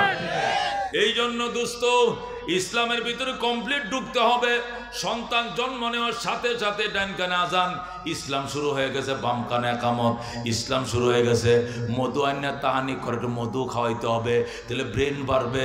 নানান রোগ থেকে আল্লাহ এটাকে বলছে সমস্ত রোগের শেফা। এই জন্য জন্মের পরে একটু মধু তার জিহ্বায় লাগাই দিতে হবে। সারা জীবন আল্লাহ অসংখ্য রোগ বলাই থেকে তার আল্লাহ হেফাজত করবে। জোরে কোন সুবহানাল্লাহ। এরপরে তার নাম রাখতে হবে ইসমে আব্দুল্লাহ, আব্দুর রহমান, আব্দুল করিম, আব্দুর রহিম, শামসুল ইসলাম, অমুক ইসলাম, এরকম সুন্দর সুন্দর নামগুলো রাখবা। অজয় বিজয় বিপ্লব সীমান্ত আকাশ বৃষ্টি, এই সমস্ত নাম বাজান রাখা যাইতো না। ইসলামের নাম রাখতে হবে। সুম্মা আহসিন তাদিবাহু, এরপরে সুন্দর আদব তুমি তারা শিখাইতে হবে। এই সন্তানটা যেদিন আব্বা বলা শিখবে, এই সন্তান যেদিন আম্মা ডাকা শিখবে, সরায়ালম আলম, বলো বল, কয়কার কা কয়কার কা কাকা, নয়কার না নয়কার না নানা, আক্ষরিক জ্ঞান যখন সন্তানরা শিখবে, সাথে সাথে তার কলিজা ছিদ্র করে ঢোকাওলা ইলাহা ইল্লাল্লাহ মুহাম্মাদুর রাসূলুল্লাহ, আশহাদু আল্লা ইলাহা ইল্লাল্লাহ ওয়া আশহাদু আন্না মুহাম্মাদান আবদুহু ওয়া রাসূলুহু। কলিজা ছিদ্র করে তার কলিজার মধ্যে কালিমা ঢোকাও। এটা আত-তালিমু ফিস সিগার কান্নাকশা ফিল হাজার, ছোটবেলার শিক্ষা পাথরের দাগের মতো। পাথরে দাগ দিলে দাগ যেমনে মুছে না, ছোটবেলার শিক্ষার দাগ কোনোদিন মুছবে না। ঠিক কিনা? বুড়া গালে 3 চিল্লা দিয়া আত্মায় তো শিখছেন, দুরূদ শরীফ শিখছেন, বিভিন্ন দোয়া মাসুরা শিখছেন। বুড়া কালে যায়া এ ফাঁক না বাঁশ দেয়া দাইরিয়া বানালে যেরকম বাহা হয় না, ভাঙ্গা যায়, এই বুড়া কালে যে 3 চিল্লা দেয়া হাঁসটা দোয়া শিখছেন মাত্র, এটি আজ যদি 2 দিন চর্চা না করেন, 3য় দিন এটা ভুলে দেবেন। কতক্ষণ ঠিক কিনা? মনে থাকবে না। কিন্তু আমরা যে ছোট কালে ওই যে 7 বছর বয়সে শিখছিলাম, এটা মওতের আগে কোনোদিন ভুলবে না। কতক্ষণ ঠিক কিনা? এই জন্য নবী বলেন, সর্বপ্রথম যেদিন সন্তান আব্বা ডাকা শিখবে, আম্মা ডাকা শিখবে, সেই দিন কালিমা ঢোকাও। মান কানা আউয়ালু কালামিহি লা ইলাহা ইল্লাল্লাহ, যার প্রথম কথা হবে লা ইলাহা ইল্লাল্লাহ, ওয়া আখিরু কালামিহি লা ইলাহা ইল্লাল্লাহ, আর সর্বশেষ কথা বিদায় বেলা বলবে লা ইলাহা ইল্লাল্লাহ, দাখালাল জান্নাহ। নবী কই লোকটা জান্নাতে যাবে, জন্মের পরে শুরুতে একবার লা ইলাহা ইল্লাল্লাহ বলছে, আরেকবার মওতের আগে মওতের বিছানায় লা ইলাহা ইল্লাল্লাহ বলছে। মাঝখানে যদি 80 বছর বাইচা থাকে, তবু আমার আল্লাহ তার জীবনের গুনাহ মাফ করে জান্নাত দিয়ে দিবে। যেরকম সুবহানাল্লাহ। এই জন্য দোস্ত, নামের মাঝে ইসলাম আছে না নাই? তোমার নামটা বললেই যেন বুঝে তুমি মুসলমানের সন্তান। যদি গয়ে ছেলে তোর নাম কি গো বিপ্লব, বিপ্লব কইলে আপনার থেমে যাবেন মানে কি বিপ্লব? আচ্ছা, তো তোরা মুসলমান না হিন্দু? চিনা জানা না তাহলে কি মুসলমান না হিন্দু জিজ্ঞেস করো, কত ঠিক কিনা? তোর নাম কি? অজয়। অজয়, আচ্ছা তোর বাপের নাম কত? বিজয়। হইল না। তোরা কোন বংশ? আমরা চৌধুরী বংশ। তবু বুঝতে পার হিন্দুর মধ্যে তো চৌধুরী আছে কিনা? অজয় দেও বুঝলো না মুসলমান, বিজয় দেও বাবার নাম দিয়ে বুঝলো মুসলমান, বংশের নাম কইছে তখনও বুঝে আসে না। কি বিপদে পড়ছে অন, আর কি জিগে বগন। পরে কয় একটু লুঙ্গিটা খুলতো তুই। এছাড়া তোরে তো আমি চিহ্নিত করার কোনো ব্যবস্থা পাইতেছি না। এখন ওই কাটা না আকাটা ওইটা দেখে বুঝতে হবে সে মুসলমান না হিন্দু। কথা কোন ঠিক কিনা? এই জন্য আল্লাহ নবী বলছে তোমার নামটা বলা মাত্রই যেন একজন বুঝে ফেলে যে মুসলমানের সন্তান। কথা কোন ঠিক কিনা? এমন নাম তুমি রাখবা, এরপরে তোমার বাচ্চাদের যেদিন আল্লাহু আকবার আলম বল কলম কয়কার কাকা ময়কার ময়কার মামা এটি যেদিন শিক্ষা শুরু করে ওই দিনে কালিমাটা তার সিনার ভিতরে ঢুকাইবা। এরপরে মাদ্রাসায় পাঠাইয়া মক্তবে নিয়ে আত্মায়ত দুরূদ শরীফ শিখাইবা, 10টা হাদিস শিখায় ফেলবা, 10টা কোরআনের সূরাগুলো শিখায় ফেলবা, শিখাইয়া মক্তবটা শেষ করিয়া এরপরে কলেজে পাঠাইবা। এই যদি ব্যারিস্টার হয়, ডাক্তার হয়, মাস্টার হয়, কোনোদিন নাস্তিক হবে না, খোদার দুশমন হবে না। তুরস্কের প্রেসিডেন্ট, তুর্কি প্রেসিডেন্ট ডক্টর এরদোগান, কি নাম? তুর্কি প্রেসিডেন্ট হাফেজ এরদোগান, সে ডক্টর। ও মুসলমান, সে ছোটবেলায় কোরআনের হাফেজ হয়েছে। সুবহানাল্লাহ। এই জন্য আজকে সে মুসলিম উম্মার সে অভিভাবক। বর্তমানে সৌদি আরব মুসলিমদের অভিভাবক নয়, তুর্কি প্রেসিডেন্ট অভিভাবক। যদি বলেন ইরানরা অভিভাবক, ইরানরা অভিভাবক নয়, ইরানরা তো শিয়ারা মুসলমান নয়। শিয়ারা হযরত আলীকে সাহাবী মানে, ওসমানকে মানে, আবু বকরের উপর লানত করে, উমরের উপর লানত করে। যারা আবু বকর উমরের সাহাবিয়তকে মানে না, এরা মুসলমান নয়। কথা কোন ঠিক কিনা? এই জন্য শিয়ারা আমাদের কিছু না, শিয়ারা আমাদের কোনো গার্জিয়ান না, গর্বের বিষয় নয়। আমাদের গর্বের বস্তু হলো এরদোগান, সুন্নি মুসলিম। কথা কোন ঠিক কিনা? আর সৌদি আরব ওরা তো দালালের বাচ্চা, এরাও সুন্নি মুসলিম, কিন্তু এরা আমেরিকার কাছে গলা সুদ্ধা বিক্রি করে দিয়েছে। কথা ঠিক কিনা? এদের চোখের সামনে আজকে ফিলিস্তিনকে কিভাবে নির্মমভাবে হত্যা করতেছে, কিন্তু এদের চোখে পানি নাই। ওরা নারী নিয়া আর অর্থ নিয়া, মেলা নিয়া, উলা নিয়া এরা খেলতেছে। কথা ঠিক কিনা? ওদের কোনো টেনশন নাই। টেনশনের দোকানের সবসময় সে হুঙ্কার দিয়ে কথা বলতেছে। ও মুসলমান, এ হাফেজের দোকান, কোরআনের হাফেজ। হাফেজ হওয়ার পর ডক্টর হয়েছে, ডক্টর হওয়ার পরে আজকে তুর্কির প্রেসিডেন্ট, 2বার প্রধানমন্ত্রী ছিল, এবার সহ 2বার প্রেসিডেন্ট। ও মুসলমান, আজকে এই সমস্ত মানুষ ইসলামের পক্ষে কাজ করে, জীবনেও কোনোদিন নাস্তিক হবে না, কবি চৌধুরী হবে না, আহমদ শরীর হবে না, ওই শামসুর রহমান হবে না, কোরআনের বিরুদ্ধে কথা বলবে না। আজানের শব্দ বেশ্যা নারীর আওয়াজের মতো লাগে, শামসুর রহমানের মতো এরা কোনোদিন কথা বলবে না। কথা ঠিক কিনা? এই জন্য আল্লাহর নবী বলেন, সর্বপ্রথম তোমার সন্তান যেদিন আব্বা আম্মা ডাকা শিখে, ওই দিন কলিজা ছিদ্র করে কালিমা ঢোকাও, এরপরে ডক্টর বানাও, ব্যারিস্টার বানাও। কোনোদিন সে নাস্তিক হবে না, আল্লাহ রসুলের বিরোধিতা করবে না। এমন সন্তানকে ডক্টর বানাইলে তুমি জাহান্নামে যাওয়া লাগবে না, কারণ আল্লাহ রসুল সিনায়া তুমি কবরে গেছো, এই জন্য আল্লাহর দরবারে জবাব দিতে হবে না। কথা কোন ঠিক কিনা? কিন্তু সন্তানকে আল্লাহ রসুল না সিনায়া তুমি যদি মারা যাও, এই জন্য হাসরের ময়দানে আল্লাহর দরবারে এক পায়ে দ্বারা জবাব দিতে হবে। ও আব্দুল করিম, ছেলেরে ডক্টর বানাইছিলা, ব্যারিস্টার বানাইছিলা, উন্নত দেশে পাঠায় ডক্টরেট আনাইছিলা, কিন্তু আল্লাহ চিনাও নাই, রসুল চিনাও নাই, সে আত্মায় তো জানে না, নামাজ জানে না, এত বড় নাফরমানি তুমি কেমনে করলা? ছেলেটাও জাহান্নামে যাবে, লোকে তুমিও জাহান্নামে যাবে। নাউজুবিল্লাহ। তখন সন্তানের সাথে পিতা মাতাকেও জাহান্নাম দিবে। এই জন্য দোস্ত, আল্লাহ ডাক দেখো, দুখুলু ফিস সিলমি কাফা, ইসলামের ভিতরে কমপ্লিট ঢুকো। সুতরাং নামের মধ্যে ইসলাম আছে না নাই? লেখাপড়ার মধ্যে ইসলাম আছে না নাই? সর্বপ্রথম সিএ টিকেট, আরে টিরেট, ডিএজি ডগ, কুত্তা, বানর, হনুমান, বিড়াল, এই ইঁদুর, বান্দর, এগুলো আগে শিখায় না, প্রথম শিখাইবা আশহাদু আল্লাহ ইলাহা ইল্লাল্লাহু ওয়া আশহাদু আন্না মুহাম্মাদান আবদুহু ওয়া রাসূলুহু। সর্বপ্রথম তুমি কোরআন শিক্ষা দাও, এরপরে তুমি যা খুশি তা করো, এরপরে তুমি মরলে জবাব নাই, সে মরল জবাব নাই। আল্লাহর সিনা, নবীর সিনার এলেম তুমি তার আগে শিখিয়ে দিয়েছ। এর এরপরে বিয়া শাদীর মধ্যে ইসলাম লাগবে কিনা? আল্লাহ নবী বলছেন তুমি বিয়া করবা দিন প্রাধান্য দিয়া। দিনদার ছিল মেয়েটা, এরপরে বংশ ভালো ছিল আরো ভালো, সুন্দরী ছিল আরো ভালো, এরপরে পয়সার মালিক ছিল আরো ভালো, কিন্তু আগে দেখতে হবে দিন আছে কিনা। প্রথম দেখবা দিন। দিনদারি যদি মেয়েটার ভিতরে থেকে, নামাজ পড়ছে, বুরকা পরে চলছে, এরপরে সুন্দরী হলে আর কোনো কথা নাই, টাকা পয়সা হলে আরো ভালো, ক্ষমতার দলীয় সমর্থন থাকলে আরো ভালো, এলাকার সম্ভ্রান্ত হলে আরো ভালো, তবে প্রথম ভালো হলো দিনের ভালো। কথা ঠিক কিনা? দিনের ভালো দেখে মেয়ে বিয়ে করো। এ মেয়ের করতে ছেলে হোক আর মেয়ে হোক দিনদার হবে। আর যদি খারাপ মেয়ে দেখে বিয়ে করো, এই ঘরে কোনো দিন ভালো মেয়ে হবে না। গাই গুনে তার গি, মা গুনে তার জি। কথা ঠিক কিনা? গায়ে যদি ভালো হয়, দেশি গায়ে হয়, গিডেও ভালো হইব কারো। কথা ঠিক কিনা? আর যদি বিদেশি অস্ট্রেলিয়ান গায়ে দুধও ফানসা, গিও ফানসা। কথা ঠিক কিনা? এই জন্য সমাজে বলে গাই গুনে তার গি, মা গুনে তার জি। কথা ঠিক কিনা? মা যদি ভালো হয়, জিও ভালো হবে।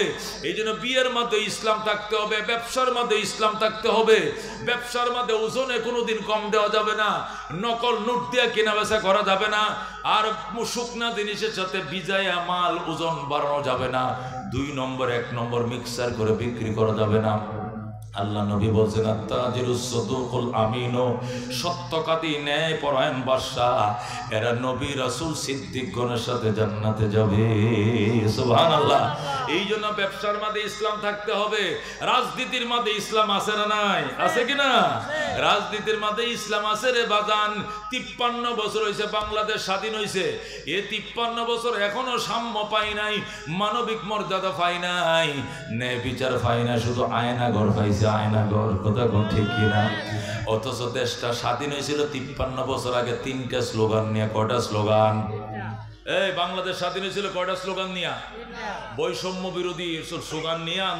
1 নম্বরে আমরা সাম্য প্রতিষ্ঠা করব বলেই যুদ্ধ করি, ন্যায় বিচার প্রতিষ্ঠা করব বলে যুদ্ধ করি, মানবিক মর্যাদা প্রতিষ্ঠা করব বলে যুদ্ধ করি, আমরা একটি জীবনকে বাঁচাবো বলে যুদ্ধ করি, আমরা একটি ফুলকে বাঁচাবো বলে যুদ্ধ করি। কথা ঠিক কিনা? এটা ছিল স্বাধীনতা সংগ্রামের স্লোগান। ন্যায় সাম্য, মানবিক মর্যাদা, ন্যায় বিচার, 3টা প্রতিষ্ঠা করার জন্যই বন্ধু স্বাধীনতা সংগ্রাম শুরু হয়েছিল। 26শে মাস শুরু হয়েছে, 16ই ডিসেম্বর শেষ হয়েছে। টানা 9 মাস রক্তক্ষয়ী সংগ্রাম চলছে। কথা ঠিক কিনা? রক্তক্ষয়ী হয়েছে কিনা? রক্ত শুধু রক্ত নয়, শুধু রক্ত নয়, রক্তের সাগর। 1 সাগর রক্তের বিনিময়ে দেশ স্বাধীন হয়েছে। কথা ঠিক কিনা? 30 লক্ষ মানুষ শহীদ হয়েছে, 2 লক্ষ মা বোন শহীদ হয়ে কি হয়েছে? সম্ভ্রম ইজ্জত হারাইছে। এরপরে 9 মাস রক্তক্ষয়ী সংগ্রামের পর দেশ স্বাধীন হয়েছে। আগে কি ছিল? পরাধীন ছিল, পরে স্বাধীন হয়েছে। আগে বৈষম্য ছিল, সাম্য প্রতিষ্ঠার জন্য দেশ স্বাধীন করছে।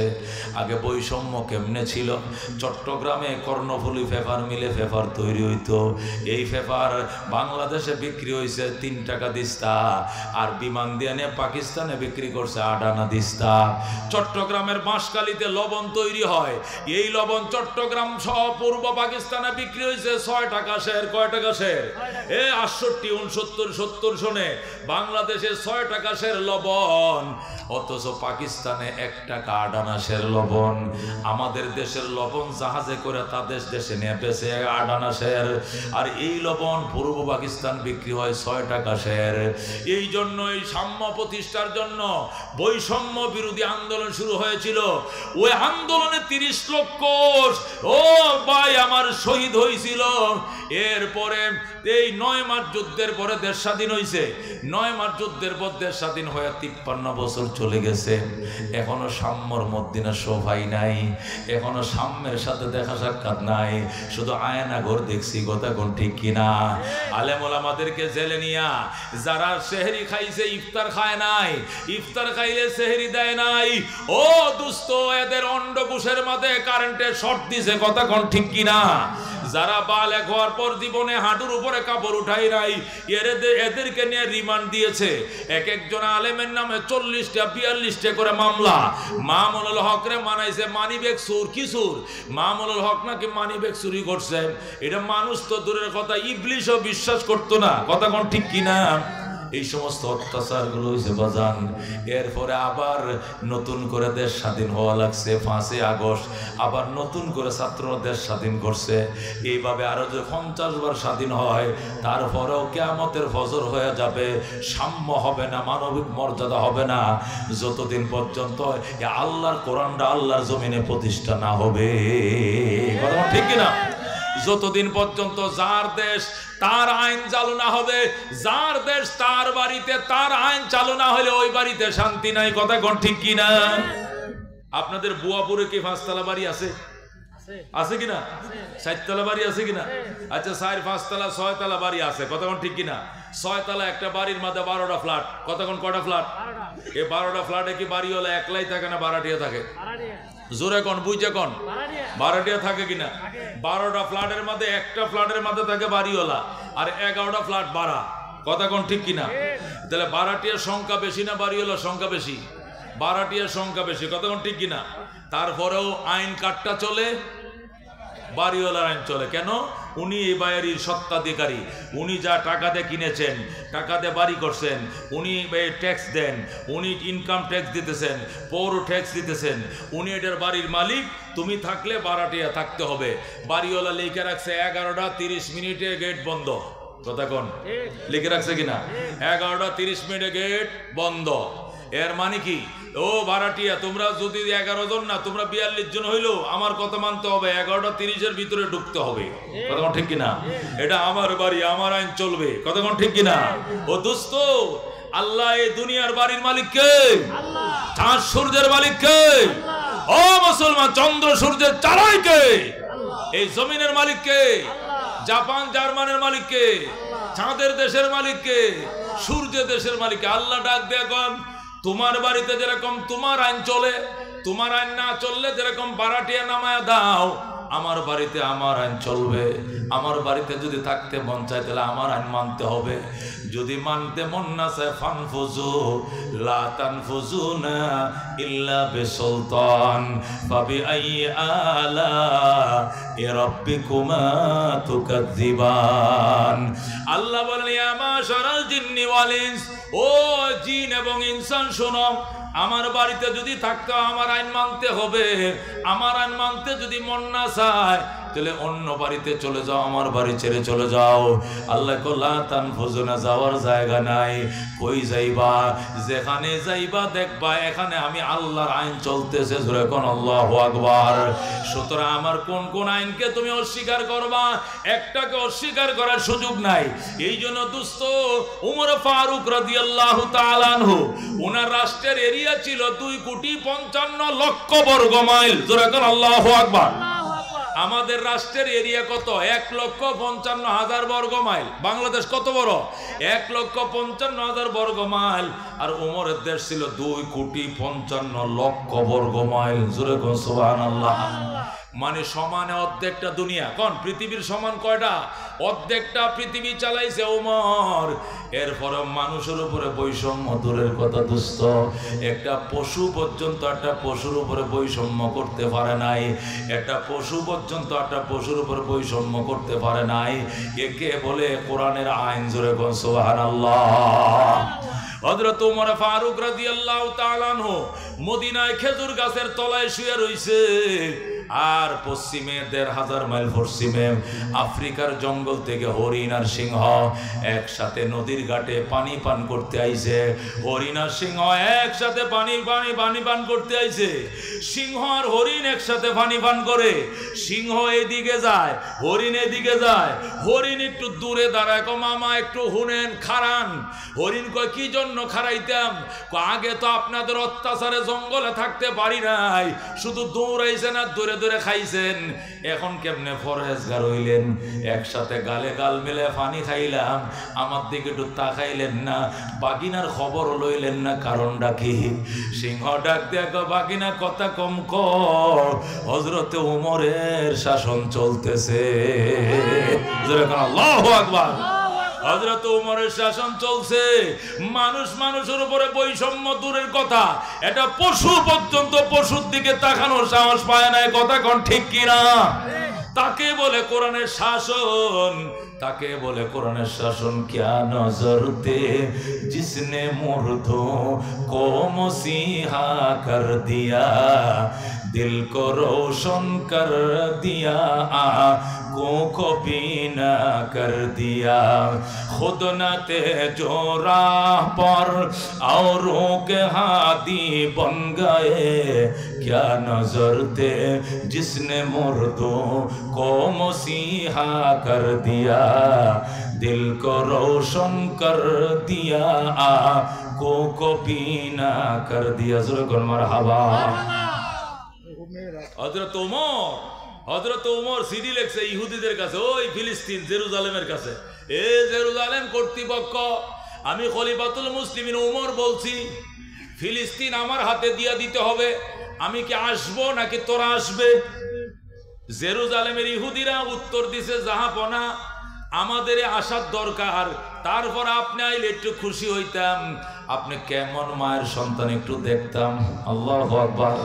আপনার ব্যবহারটা কেমন, কোন শক্তি দিয়ে অর্ধেকটা দুনিয়া শাসন করেন, শক্তির উৎসটা কোনটা একটু দেখতাম।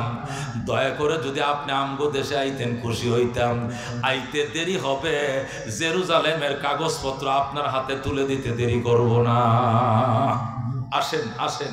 হযরত ওমর সিটি পায়া গোলাম রে নিয়ে রওনা করছে, জেরুজালেম যাবে। জেরুজালেম মানে ফিলিস্তিন, মদিনার থেকে প্রায় 1500 কিলোমিটার। হযরত ওমর গোলামকে বললেন, গোলাম ওমর রেডি করো, গোলাম উট রেডি করো। গোলাম উট রেডি করলো। হযরত ওমর উটের পিঠে উঠে বসলো, গোলাম লাগাম ধরে টানতেছে, ওমর বইসে রইছে। 3 মাইল গেছে, কয় মাইল? 3 মাইল পর্যন্ত রশি টানতেছে গোলামে, বইসে রইছে অর্ধেক জাহানের বাদশা ওমর। 3 মাইল যাওয়ার পর এক কদম বেশি যাইতে পারে না, ওমর গুন্যা রাখছে। 3 মাইল যাওয়ার সাথে সাথে ওমর লাগামটা টান দিয়ে কয়, দাঁড়া। কয় কেন? পরে বলতেছি দাঁড়া। গোলাম দাঁড়াইছে, ওমর লাফ দিয়ে নামছে, নাইমে কয়, লাগামটা আমার হাতে দে, এবার তুই উটের পিঠে উঠে বয়, তুই বইসা থাকবে, অর্ধেক জাহানের বাদশা ওমর এগার লাগাম ধরে টানবে। ও মুসলমান, সাম্য কাকে বলে, মানবিক মর্যাদা কাকে বলে? এবার গোলাম উঠে বইছে, ওমর লাগাম ধরে টানতেছে। গোলাম কয়, লা ইলাহা ইল্লা আনতা সুবহানাকা ইন্নী কুনতু মিনাজ জালিমিন। ওমর কয়, তুই মুসিবতের কালমা পড়স কে? তোর উপরে কোন বিপদ হয়েছে? বিপদ মানে এটা কোনো যে কোনো মুহূর্তে আইতে পারে। কই কি বিপদ? ঠাডাও পড়তে পারে মাথায়, আসমানও ভাঙ্গে পড়তে পারে। কারণ কি? অর্ধেক জাহানের বাদশা লেগাম ধরে টানে, আর আমি মফিজ বয়ে রয়েছে উটের ফিডের উপরে। আল্লাহু আকবার। ওমর ডাক দেখো, গোলাম কথা কম কমিয়া, কথা কম কর। তোমার কবরে তুমি যাইবা, আমার কবরে আমি যাইব। আমার কবরে তুমি যাইবা না, তোমার কবরে আমি যাইব না। আল্লাহ যদি হাসরের দিন জিজ্ঞাসা করে, ওমর অর্ধেক জাহানের বাদশা ছিলা, কিন্তু তোমারে যে রক্ত মাংস দিয়ে বানাইছি, গোলাম রে থেকে রক্ত মাংস দিয়ে বানাইছি। সারা পথ শুধু সেই লাগাম ধরে টানলো, আর গোটা রাস্তা তুমি বইসে আরাম করছো। গোলামের কি আরামের দরকার ছিল না? এই কথার কোনো জবাব আমার কাছে নাই। এই জন্য 3 মাইল আমি টানবো, সে বসবে, পরের 3 মাইল সে টানবে, আমি বসবো। এর বেশ কম করা যাবে না। এটাই সাম্য, এটাই মানবিক মর্যাদা, এটাই ন্যায় বিচার, এটাই কোরআন থেকে শিখছি, এটাই নবীর থেকে শিখছি। আল্লাহু আকবার। ও দোস্ত, এইটা প্রতিষ্ঠা না হওয়া পর্যন্ত আওয়ামী লীগ যাবে, বিএনপি আসবে, বিএনপি আসবে, জাতীয় পার্টি যাবে, অমুক আসবে, একটার পর একটা শুধু বদলে হবে, কিন্তু আমগর কপালে ভাগ্যের পরিবর্তন ঘটবে না। কথা কোন ঠিক কিনা? এই জন্য দোস্ত কোরআন লাগবে। আল্লাহ কয়, এই জন্য রাজনীতির মধ্যে ইসলাম আছে না নাই? আছে কিনা? এবারের নির্বাচনে কোরআনের পক্ষে যদি সব আলেম ওলামা, ইসলামী শক্তি সব এক হইয়া একবার কোরআনের পক্ষে একটু ভিক্ষা চাইতে আসে, কারা কারা দিতে রাজি আছেন? হাতটা বাড়ান দেখি। লিল্লাহ তাকবীর। আল্লাহ কবুল করে জোরে করে আমিন। আল্লাহ কউদুখুলু ফিস সিলমি কাফা, ঈমানদাররা ইসলামের ভিতরে পরিপূর্ণ ঢুকো। ওয়ালা তাত্তাবিউ খুতুওয়াতিশ শাইতান, শয়তানের অনুসরণ করিও না। শয়তান বুঝাইবো, কি বুঝাইবো? শয়তান বলবে বুড়ের মধ্যে কোনো ইসলাম নাই, বুড়ের মধ্যে কোনো কি নাই, ইসলাম নাই। হুজুর আর ইসলাম হইলে শুধু মসজিদে টুপিটা মাথার দেওয়ার 2 রাকাত নামাজ বেশি করে পড়তে হইব। ইসলাম হইল নমাজ আর রোজা, রোজার মাস হলে রোজা রাখন, পয়সা থাকলে জাকাত দেওয়া, আরও পয়সা থাকলে হজ করা, আর টুপি মাথার দেওয়া চলা। আইল কাটার মাঝে ইসলাম নাই, যে যত কাটতে পারে। সীমানার খোঁড়া লারানের মাঝে ইসলাম নাই, জোর যার মুলুক তার। আর নির্বাচনের মতো তো নাউজুবিল্লাহ মিন জালিক, ইসলাম মোটেও নাই। নির্বাচনে তো ইসলাম কি মুডাও নাই। হুজুররাও রাজনীতিতে নাইমা বসে, দেখছো খারবা, এটা কিয়ামতের আলামত। হুজুররাও রাজনীতিতে নাইমা বসে, শুনছেন? এটা বলে কিয়ামতের আলামত। তাহলে উমর যে দেশ চালাইছেন এটা কিয়ামতের আলামত চালাইছেন। আবু বকর যে চালাইছেন এটা কিয়ামত চালাইছেন কেন? আল্লাহু আকবার বলে, আল্লাহু আকবার। এই জন্য আল্লাহ কউদুখুলু ফিস সিলমি কাফা, ইসলামে কমপ্লিট ঢুকো, কমপ্লিট ঢুকো। এটার একটা এই শানে নজুল বললে আরো ভালো করে বুঝবেন। শানে নজুলটা কি বলবো আমি? জোরে কোন বলবো? আল্লাহ নবী মদিনায় যাবেন। কই যাবেন? হিজরত করতে কোথায় যাবেন? মদিনা। খেয়াল করে শুনেন, দামি কথা। মদিনার মানুষ যখন শুনছে নবী মদিনা আইতেছে, হায় রে মদিনার মানুষ, মেয়েরা গল লেপতেছে। গল লেপা বুঝেন? আগের দিনে কাঁচা মাটির ঘর কি করতো? ঈদের আগে সুন্দর করে মহিলারা ফুল তুলে তুলে এভাবে লুসনি দিয়া লেপতো। এখন না টাইস টুইস লাগানো, মুচ্ছা মুচ্ছা রাখে। আগের দিনে কি গল লেপতো কিনা? ঈদের সময় কেউ চাচা চাচিরা লেপতো কিনা? ও দোস্ত খেয়াল করে শুনেন, নবী মদিনায় আসবে এই সংবাদটা কে যেন কইছে? আবু বকরকে নিয়ে নবী রওনা করছে। মদিনার মেয়েরা গল্লি ফেরাকছে, দোতলা খালি করে আর নিচতলায় হেরা থাকে। দোতলায় নবীর জন্য দামি দামি মোরগ হাঁস কিনে রাখছে, যে খাদ্যের ব্যবস্থা করার দরকার সব করে রাখছে। মশারিটা ধুয়ে রাখছে, বিছনা চাদরটা ধুয়ে রাখছে। নবী যদি আমগো বাড়িতে আই, চাদরটা ধুয়ে রাখি, বালিশ কভারটা ধুয়ে রাখি, গড্ডা লেইফে রাখি। জোরে কোন সুবহানাল্লাহ। আল্লাহ নবী মদিনার কাছে এসে গেছে, আর 4 মাইল বাকি। কয় মাইল বাকি? আর 4 মাইল বাকি। নবী একদম মদিনার কাছে চলে আসছে। মদিনার মানুষ নবীকে আগায় আনার জন্য গেছে। আল্লাহু আকবার। ছোট ছোট বাচ্চারাও গেছে, নারী শিশুর কিশোরীরাও, মেয়েরাও গেছে, ছেলেরাও গেছে। প্রাইমারি স্কুলে পড়ে যে স্কুলের 4 এবং 3 মেয়ে ছেলেরা, এই বয়সের মেয়ে ছেলেরা গেছে। একটা জায়গা কইতেছে, হুজুর আমার আব্বা প্যারালাইসিস, অসুস্থ, লাঠি ছাড়া চলতে পারে না, আইতে পারছে না। আমার একটা কবিতা দিয়ে দিছে আপনারে পড়ে শোনানোর জন্য, কবিতার মাধ্যমে আপনাকে বরণ করে নেওয়ার জন্য। জোরে আল্লাহু আকবার। আরেকটা কইতেছে, হুজুর আমার মা নতুন ফুলের মালা গাইতে দিছে আপনার গলায় পরে দেওয়ার জন্য। আল্লাহ নবী কো দে, পরায়া দে। কেউ নবীর মাথায় গলা পরায়া দেয়, কেউ শরবতের গ্লাস দেয়, কেউ দুধের গ্লাস দেয়, কেউ খেজুর নিয়ে আইছে রসুল খান, কেউ কবিতার মালা নিয়ে আইছে। আল্লাহ নবী সব গ্রহণ করেছেন। জোরে কও সুবহানাল্লাহ। মদিনার মানুষ গেছে, যায় কই ইয়া রাসূলুল্লাহ আমরা 4 মাইল আগে আইসা দাঁড়ায় রইছি, 3 দিন থেকে রসুল গো বলে আমরা কান্দি। রসুলকে আগে কার আগে কে দেখবে? কেউ পাহাড়ের টিলার উপর উঠছে, কেউ খেজুর গাছের উপরে উঠছে। সবার আগে রসুলকে দিক গেলাম। আল্লাহু আকবার।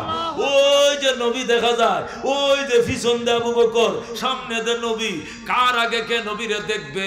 একটা প্রতিযোগিতা শুরু হয়ে গেছে। আল্লাহু আকবার। সাহাবীরা যায়, কেউ বলে হুজুর এদিকে যান। কয় কেন? কই এই রাস্তাতে সামনে গেলে আমগো বাড়ি। আচ্ছা দাঁড়াও। আরেকজনে হুজুর না এদিকে না এদিকে চলেন, হুজুর সামনে গেলে আমগো বাড়ি।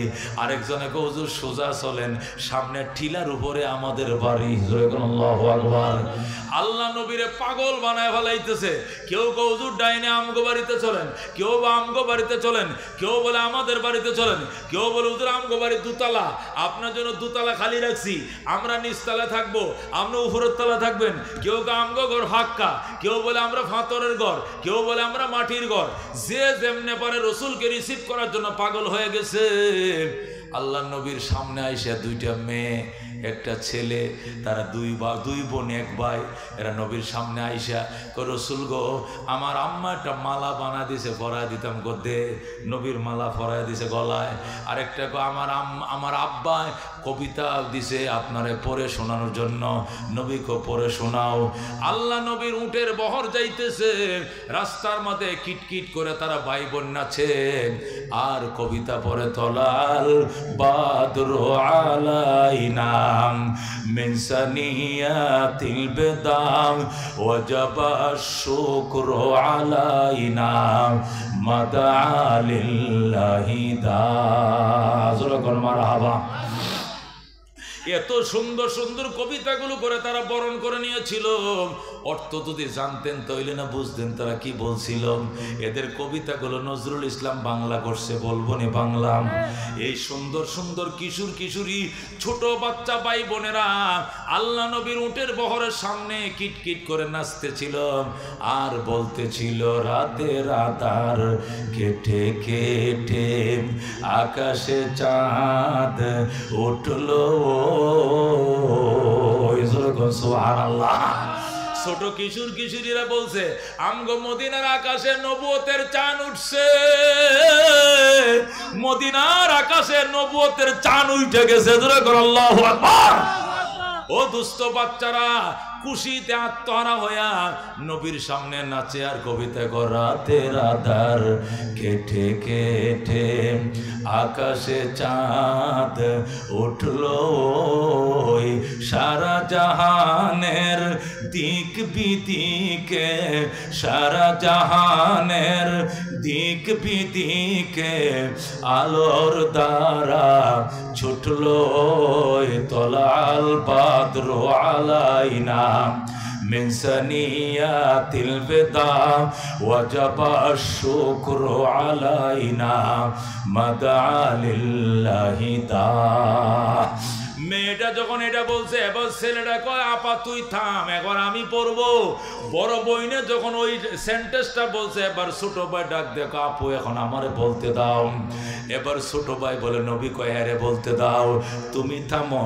মেয়েটাকে থামাইছে। এবার ছেলেটা কয়, মানবতার বন্ধু তিনি ওগো রহমাতুল লিল আলামিন। সুবহানাল্লাহ। মানবতার বন্ধু তিনি রহমাতুল লিল আলামিন। তাই তো শুকর আদায় করি, তাই তো শুকর আদায় করি, কুল মাখলুকাত নিশিদিন তলাল বাদরু আলাইনা মিন সানিয়াতিল বেদাম ওয়াজাবা শুকরু আলাইনা মাদা লিল্লাহি তাআলা। মারহাবা। আপনি একটু জিকির করেন, আপনি পানি খাইয়ে লই। মুহাব্বতের লা ইলাহা ইল্লাল্লাহ, লা ইলাহা ইল্লাল্লাহ, লা ইলাহা ইল্লাল্লাহ। এটা শেষ করে লই। মেয়েরা এটি শুনতেছে, কথা ঠিক কিনা? মেয়েরাও নবীরে গজল গাইছে, ছেলেরাও গাইছে। আল্লাহ নবী সাল্লাল্লাহু আলাইহি সাল্লাম এইভাবে মাথা ঝুলাইতেছিলেন আর কবিতা শুনতেছিলেন। সুবহানাল্লাহ। একটু পরে নবী ডাক দেখো, আল্লাহ, কেউ আমার ডাইনে যাইতে কয়, কেউ বামে যাইতে বলে, কেউ সামনে যাইতে বলে, আমি একা, আমি কয়জনের মন রক্ষা করব? আল্লাহ তুমি শোনায় দাও, আমি কি সিদ্ধান্ত নিলে ভালো হয়? আল্লাহ ডাক দেখো, বন্ধু লেগামটা ছেড়ে দাও, উটের লেগাম ছেড়ে দাও। লেগাম আমি আল্লাহ আমার হাতে নিয়ে নিলাম। জোরে কোন আল্লাহু আকবার। আল্লাহ নবী আস্তে করে উটের লাগাম ছেড়ে দিছে। এখন সাহাবায়ে কেরাম বলে, হুজুর আপনার লাগাম ছেড়ে দিলেন কেন? লাগাম তো হলো এটা হিয়ারিং, স্টিয়ারিং, কতক্ষণ ঠিক কিনা, এটা দিয়ে গাড়িটা চালায়। উটের এবং ঘোড়ার হলো লাগাম দিয়ে, ডাইনে টান দিলে ডাইনে যায়, বামে টান দিলে বামে, সোজা টান দিলে সোজা দৌড়া। এটা তো আপনারা বুঝেনি। এটা স্টিয়ারিং সিস্টেম, এটাতে গাড়িটা চালায় যেমনে এখন আপনি যে লেগাম ছেড়ে দিলেন, এখন উট কোন দিকে যাবে? নবী ডাক দেখো সাহাবায়ে কেরাম, লাগাম আমি ছাড়ি নাই, লাগাম আমার হাত থেকে আমার আল্লাহ নিজের হাতে নিয়ে নিছে। আল্লাহ বলছে লাগাম আমার হাতে ছেড়ে দাও, আমি উটের লাগাম আল্লাহর হাতে ছেড়ে দিয়েছি। এখন আল্লাহ যারে পছন্দ করেন উট তার বাড়িতে যাবে। সুবহানাল্লাহ। এখন নবী কয় তোমরা দুরূদ শরীফ পড়ো, দেখি আমি কার ভাগ্যে আছি। এখন বুঝা যাইব ভাগ্য পরীক্ষা। সাহাবায়ে কেরাম আল্লাহুম্মা সাল্লি আলা মুহাম্মদ ওয়া আলে মুহাম্মদ জোরে জোরে পড়তেছে, আল্লাহুম্মা সাল্লি আলা মুহাম্মদ ওয়া আলে মুহাম্মদ সবাই পড়তেছে।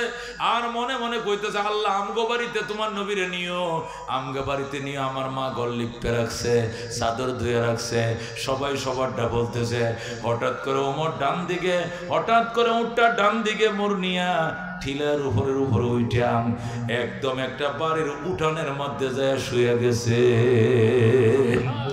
ও দোস্ত, পাহাড়ের উপরে উঠছে, ঠিলার উপরে উঠাম, একবারই এক সাহাবীর বাড়ির উঠানে শুয়ে গেছে। নবী ডাক দেখো বাড়ির মালিককে, বাড়ির মালিককে। হযরতে আবু আইয়ুব আনসারী ডাক দেখো হুজুর আমি এই বাড়ির মালিক। বলেন আল্লাহু আকবার। নবী ডাক দেখ আবু আইয়ুব তুই বড় ভাগ্যবান, আল্লাহ আমারে তোর বাড়িতে আনছে। হুজুর আমনে আয়েন না? আমি আহি নাই, লাগাম তো আমার হাতে ছিল না, লাগাম তো আল্লাহর হাতে ছিল। আল্লাহ নিজের হাতে ধরে তোমার বাড়িতে আনছে।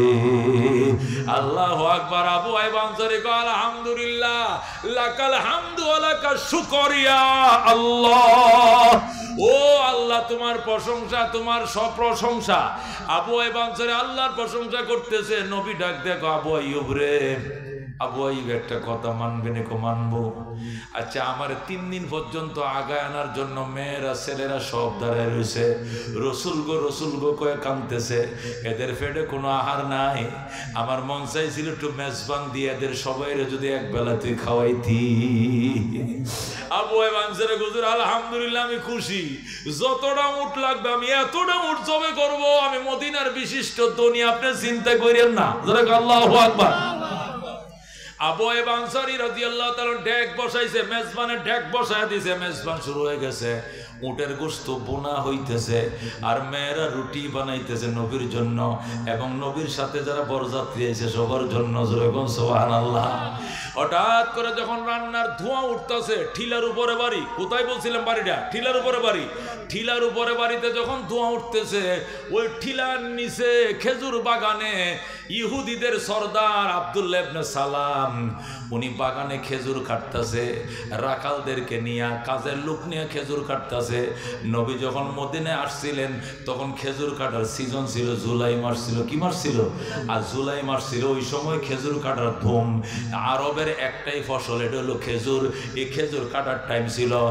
হযরত আব্দুল্লাহ ইবনে সালাম উনি রইসুল ইহুদ, ইহুদিদের লিডার ছিলেন, ইহুদি পাদ্রী ছিলেন। উনি তখন মুসলমান হন নাই, উনি ওই বাগানে খেজুর কাটতেছিলেন। উনি যখন দেখলেন ওই আবু আইয়ুব আনসারীর বাড়ির মধ্যে ধোঁয়া উঠতেছে, তখন উনি বুঝে ফেলাইছে নিশ্চয় আমার দোস্তের বাড়িতে কোনো বিয়ার অনুষ্ঠান চলছে, নিশ্চয় কোনো দাওয়াতের অনুষ্ঠান, নতুবা ডেক বইছে, এইভাবে ধোঁয়া উঠতেছে। কারণটা কি? গোলাম রে ফাটায় কো জলদি যা, আমার দোস্তের বাড়িতে কি এর অনুষ্ঠান দেখে, আমারে তো দাওয়াত দেয় নাই। আমার দোস্তের বাড়িতে বড় অনুষ্ঠান দেখা যায়, যেভাবে ধোঁয়া উঠতেছে নিশ্চয় রান্না বাড়ার কোনো আয়োজন, কিন্তু আমারও দাওয়াত দিল না। ঘটনাটা কি? গোলাম গেছে, গোলাম দৌড়ায় যায়, ঘুরে আইসে কত, স্যার ও স্যার শুনেন, আমার মালিক শুনেন, যে এতদিন পর্যন্ত আপনি তাওরাত শরীফ পইরা পইরা যে আখিরি নবীর গল্প আমাদেরকে শোনাইতেন, ওই রহমতুল লিল আলামিন আপনার দোস্তে বাড়িতে আবু আইয়ুব আনসারীর বাড়িতে তশরিফ আনছে। যে নবীর ঘটনা তাওরাত পড়ে পড়ে আমাদেরকে শুনাইতেন, ওই নবী আপনার বন্ধুর বাড়িতে তশরিফ আনছে। আপনার বন্ধু নবীর আগমনকে স্বাগতম জানায় খুশিতে মেজবান দিয়ে দিছে। এই জন্য মেজবানের ডেক চলতেছে। আবু আইয়ুব আনসারী ডাক দিয়ে এক দৌড় দিছে। কি কইলে? নবী আইছে, নবী আইছে, নবী আইছে, নবী আইছে, কো দৌড়টা দিছে রে, এক দৌড়ে পাহাড়ের উপরে উঠে গেছে। জোরে এখন আল্লাহু আকবার। আবু আইয়ুব আনসারীর বাড়ির উঠানের মধ্যে যায় পড়ছে। কেডা? ওই আব্দুল্লাহ ইবনে সালাম ইহুদি যায় পড়ছে। পরে দমের উপরে দম ফালতাছে। মানে কি ফাঁপাইতেছে, নিচে জায়গার থেকে উপরে উঠলে কষ্ট হয় না? কষ্ট হয় কিনা? নিচে জায়গার থেকে উপরে উঠছে, ফাঁপাইতেছে, দৌড়ায় কয় আবু আমার দুস্থ আবু আইব আনসারি তুই কই? তোর বাড়িতে নবী তশরিফ আনছে, তুই তো আমারে কইলে না, তুই তো আমারে জানাইলে না। আমি নবীরে দেখতে আইছি, নবীর কাছে লয়ে যা। আবু আইব আনসারি কো তোরে কাছে জানাইব, তুই লে ইহুদির বাচ্চা, আমরা মুসলমান, মুসলমানদের নবী আইছে, তোর আবার আমর ঢাকিয়ের, তোর আবার প্রমোদ কিসের, তোরে দাওয়াত দেই নাই। আবু আইব আনসারি কয় তুই জানোস না এই নবীরে পাইলে আর ইহুদি থাকবো না, আমিও মুসলমান হয়ে যাব। আমার নবীর সাথে একটু দেখা করতে দে, নবীর সাথে দেখা করতে দে। আবু আইব আনসারি কয় না মুডেও না, তুমি ইহুদি, তুমি কেন নবীর সাথে দেখা করবা? আবু আইব আনসারি তুই নবীর সাথে পরামর্শ কর, নবী যদি অনুমতি দেয় তাহলে আমার দেখতে দিবে, নবী অনুমতি না দিলে আমি যাব না নবীর কাছে। তখন আবু আইব আনসারি যায়, ইয়া রাসূলুল্লাহ, আমাদের মদিনার একজন শিক্ষিত ভদ্রলোক, ওনার নাম আব্দুল্লাহ ইবনে সালাম, উনি ইহুদিদের পাদ্রী, ইহুদি তাওরাত কিতাবটা পুরা মুখস্থ। এই লোকটা আপনাকে দেখতে আইছে, এতক্ষণ তো সব মুসলমানরা আইছে, আর এখন আইছে ইহুদির বাচ্চা, এখন কি করা? রসুল কর নাম কি? কর নাম আব্দুল্লাহ ইবনে সালাম। নবী কয় এর নাম আমি মক্কায় তাইকা শুনছি, আইতে দে, আইতে দে, বাধা দিস না। তোরা কর আল্লাহু আকবার। রাস্তা খুলে গেছে।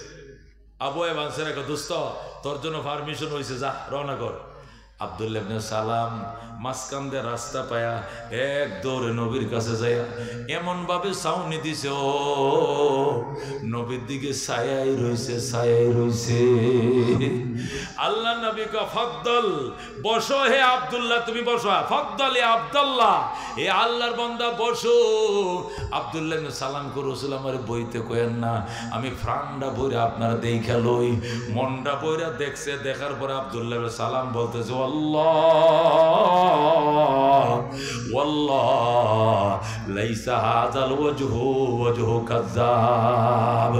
আব্দুল্লাহ ইবনে সালাম ডাক দেয়া কো খোদার কসম রে মদিনাবাসী, এই চেহারা মিথ্যাবাদীর চেহারা নয়, এটা 100% সত্যবাদী নবী। জোরে কর আল্লাহু আকবার। এই লোক মিথ্যাবাদী হইতে পারে না, উনি সত্যবাদী, খোদার কসম। ওয়াল্লাহি লাইসা হাদাল ওয়াজহু ওয়াজহু কাযাব, খোদার কসম এই চেহারা মিথ্যাবাদীর চেহারা নয়, উনি আল্লাহর পয়গম্বর, আল্লাহর নবী। এটা বলার সাথে সাথে নবী কয় কেমনে বুঝলা এটা মিথ্যাবাদীর চেহারা নয়? হুজুর তাওরাত শরীফ আমার সিনার ভিতরে মুখস্থ, তাওরাতের মধ্যে এমন কোন পৃষ্ঠা খালি নাই যেখানে আপনার প্রশংসার কথা লেখা নাই।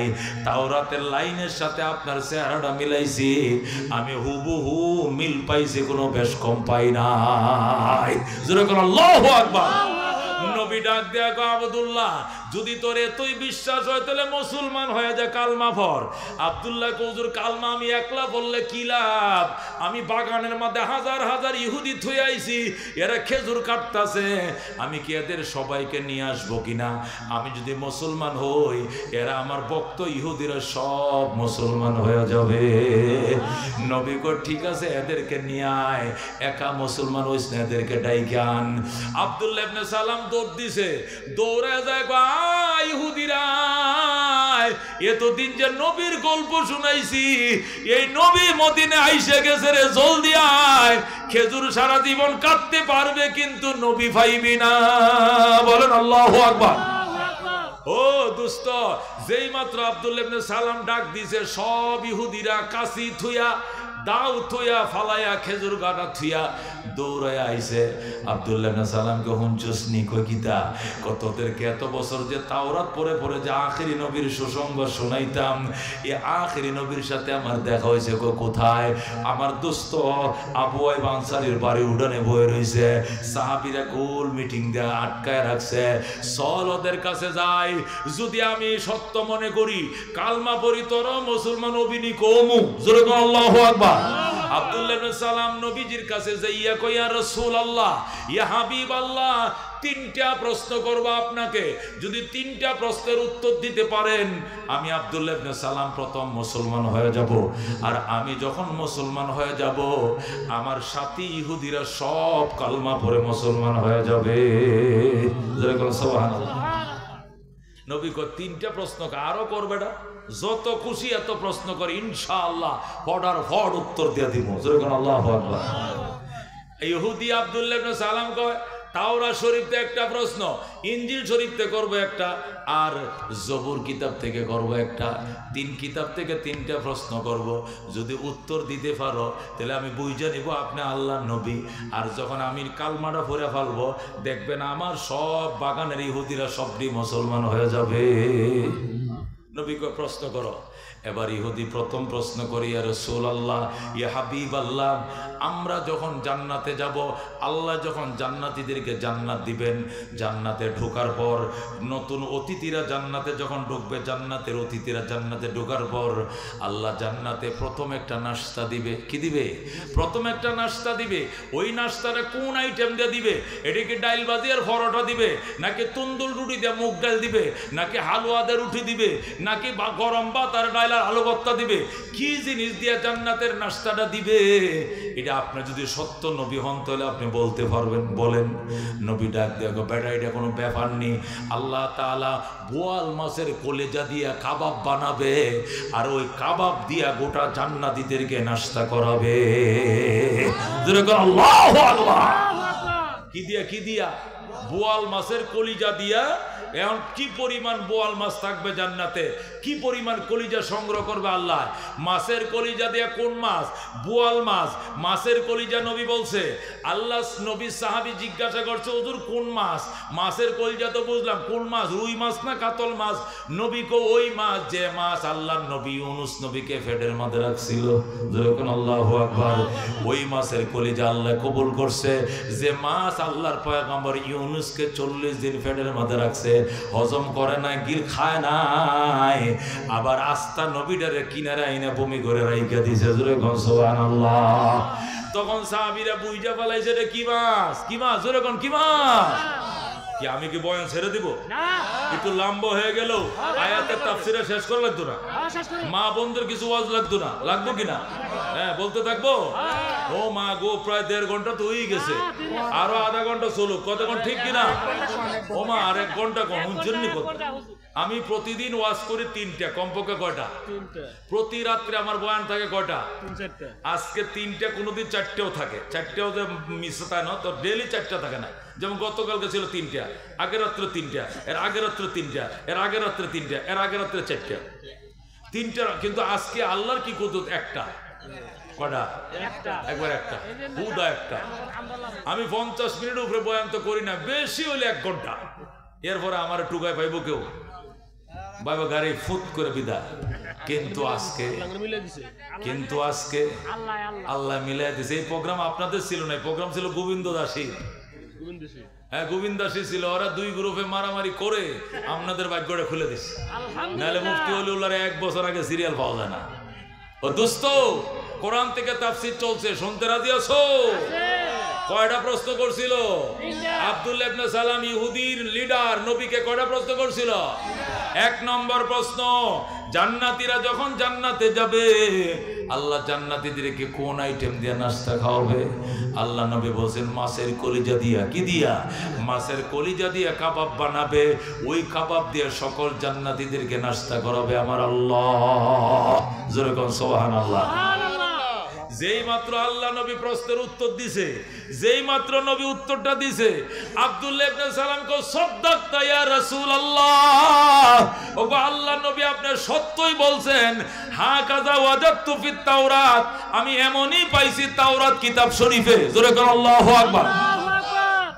তাওরাত কিতাবের মধ্যে এমনই লেখা আছে মাছের কলেজা দিয়ে আল্লাহ জান্নাতীদেরকে নাস্তা করাবে। আচ্ছা, নবী কয় এবার দ্বিতীয় প্রশ্ন করো।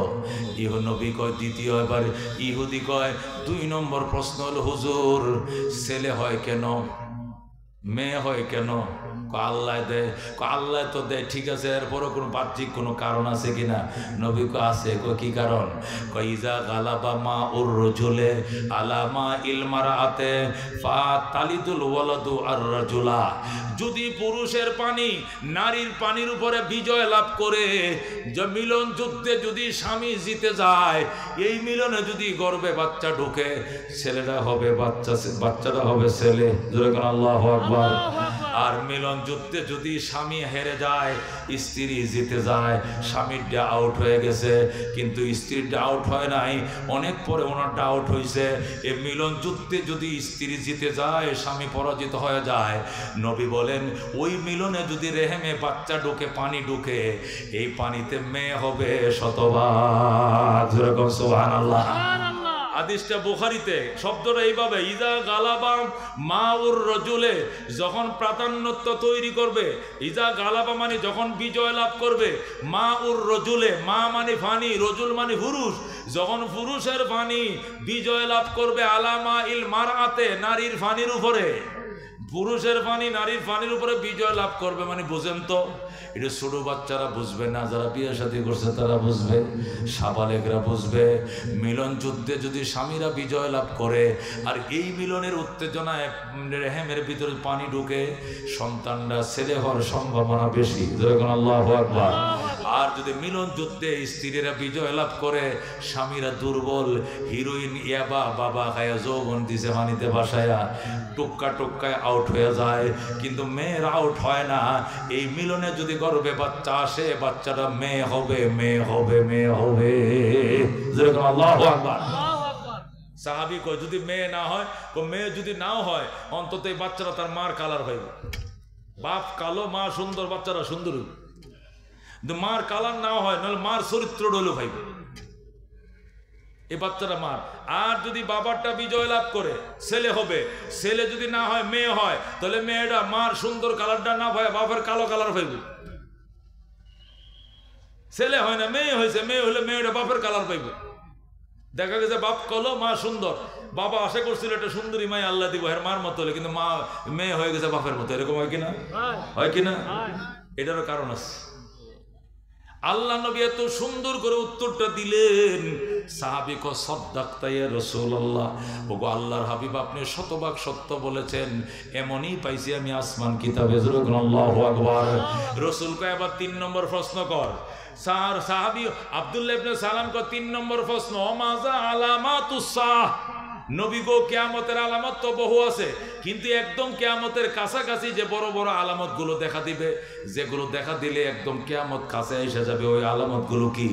রাসূল টাস টাস করে বলা শুরু করলেন, ইজাত তুখিজাল ফাইয়ু দেওয়ালান ওয়াল আমানাতু মাগনামান ওয়াজ যাকাতু মাগরামান ওয়া তুউল্লিমা লিগাইরিদ দিন ওয়া আতা'আর রাজুলু ইমরাতাহু ওয়া আক্কা উম্মাহু ওয়া আদনা সাদিকাহু ওয়া আকসা আবাহু ওয়া যাহারাতিল কায়নাতু ফিল মাসাজিদ ওয়া শুরিবাতিল খুমুর ওয়া যাহারাতিল কায়নাতু ওয়াল মাআজিব ওয়া লা'না আখিরু হাদিহিল উম্মাতি আউওয়ালাহা ওয়া উকরিমার রাজুলু মাখামাতা শাররিহি ওয়া সাদাল কাবিলাতা ফাসিকুহুম ফান্তাজিরু ইনদা যালিকা রিহান হামরা ওয়া জালজালাতান ওয়া কাযফান ওয়া মাসখান ওয়া ফাসখান ওয়া আয়াতিন তাতাবাউ কানিজামিন কুতিয়া সিলকুহু ফাতাতাবা রাওয়াহু তিরমিজি আও কামা ক্বালা an-নবী আলাইহিস সালাতু ওয়াস সালাম। জোরে মারহাবা। আল্লাহ নবীকে প্রশ্ন করছে কিয়ামতের বড় বড় আলামগুলো কি? আল্লাহ নবী ফটাফট বলে দিলেন। যখন নবী বলে দিলেন, আব্দুল্লাহ ইবনে সালাম কো সাদাকতা ইয়া রাসূলুল্লাহ, ওগো আল্লাহ নবী আপনি শতভাগ সত্য বলেছেন, এমনই আসমানি কিতাবে পাইছি। নবীকে আবার প্রশ্ন কর। হুজুর প্রশ্ন 3টা শেষ, আর লাগতো না, এখন কি করবে?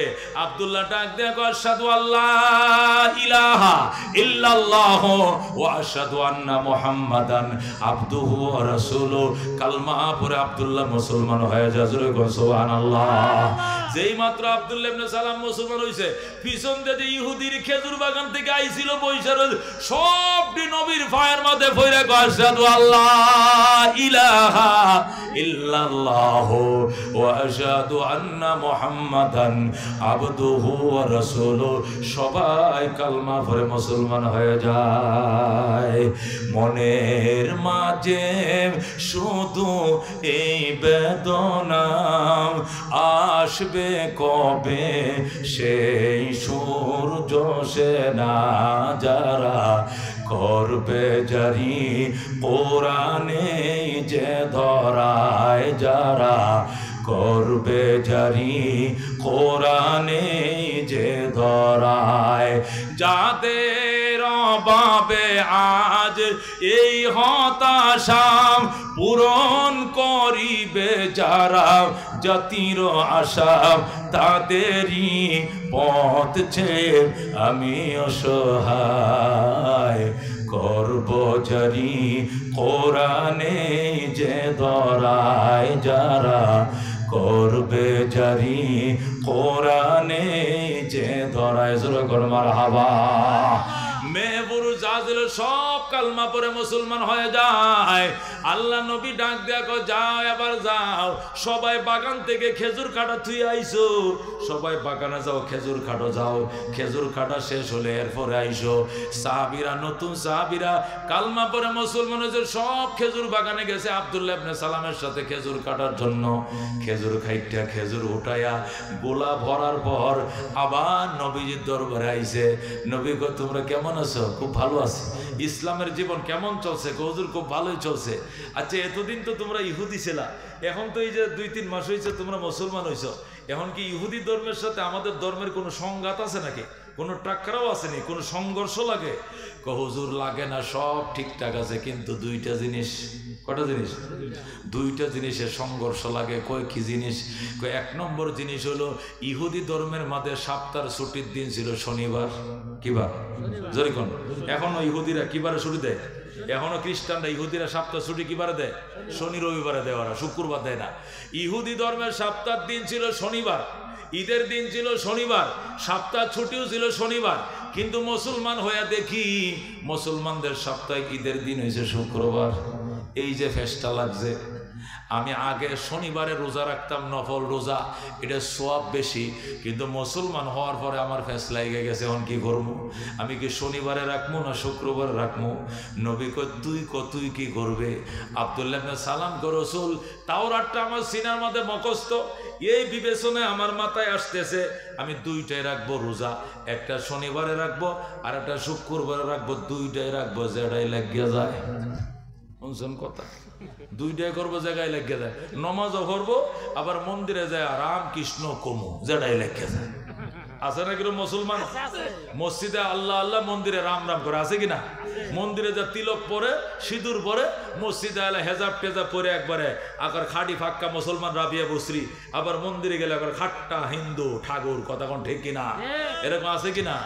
আব্দুল্লাহ ইবনে সালাম কয়, ইয়া রাসূলুল্লাহ, ভুল ত্রুটিয়া মাফ করেন, মেন ফতোয়া তো আমনে দিবেন, কিন্তু আমার যেহেতু জিজ্ঞাসা করছেন এই জন্য আমি চিন্তা করতে যে কি করা যায়, কি করা যায়, কি করা যায়, কি করা যায়। রোজা দুইটা রাখবো, আগে শনিবারে রাখতো, শনিবারটাও ঠিক রাখবো, আবার শুক্রবার নতুন ইসলাম ধর্মের শুক্রবারও ঠিক রাখবো, দুইটাই রাখবো, যেটাই লাগে। নবীকে হবে না, শুক্রবার ধরো, শনিবার ছাড়ো, কমপ্লিট মুসলমান হয়ে যাও। শুক্রবার ধরো, শনিবার ছাড়ো, কমপ্লিট মুসলমান হয়ে যাও। যেরকম সুবহানাল্লাহ। এই হলো 1 নম্বর। ও যে আয়াত পড়ছিলাম 208 নম্বর আয়াত, এই আয়াতের শানে নজুল বয়ান করতেছে এতক্ষণে। কি জন্য আয়াতটা নাজিল হয়েছিল? 1 নম্বর কারণ এটা। 2 নম্বর, নবী বলেন আর কি সমস্যা ইসলাম ধর্মের সাথে? তুমি তো 80 বছর ইহুদি ধর্ম পালন করছো, আজকে 80 দিন হয়েছে মুসলমান ধর্ম পালন করো, 2 ধর্মের মধ্যে সাংঘর্ষিক আর কি পাইছো? হুজুর আরেকটা সাংঘর্ষিক বিষয় পাইছি, হইল আগে যখন আমরা ইহুদি ছিলাম তখন উটের দুধ খাওয়া নিষেধ ছিল, চর্বি খাওয়া নিষেধ ছিল, শুধু গোশতটা খাওয়া যাইত।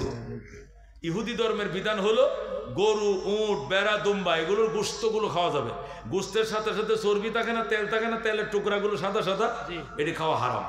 এগুলো কাইটে কাইটে চাকুতে ফালাই দিতে হয়। আমরা তো ফালাই না, আমরা 1 কেজি গোশত কিনলে 1 পত্র চর্বি থাকে। কথা ঠিক কিনা?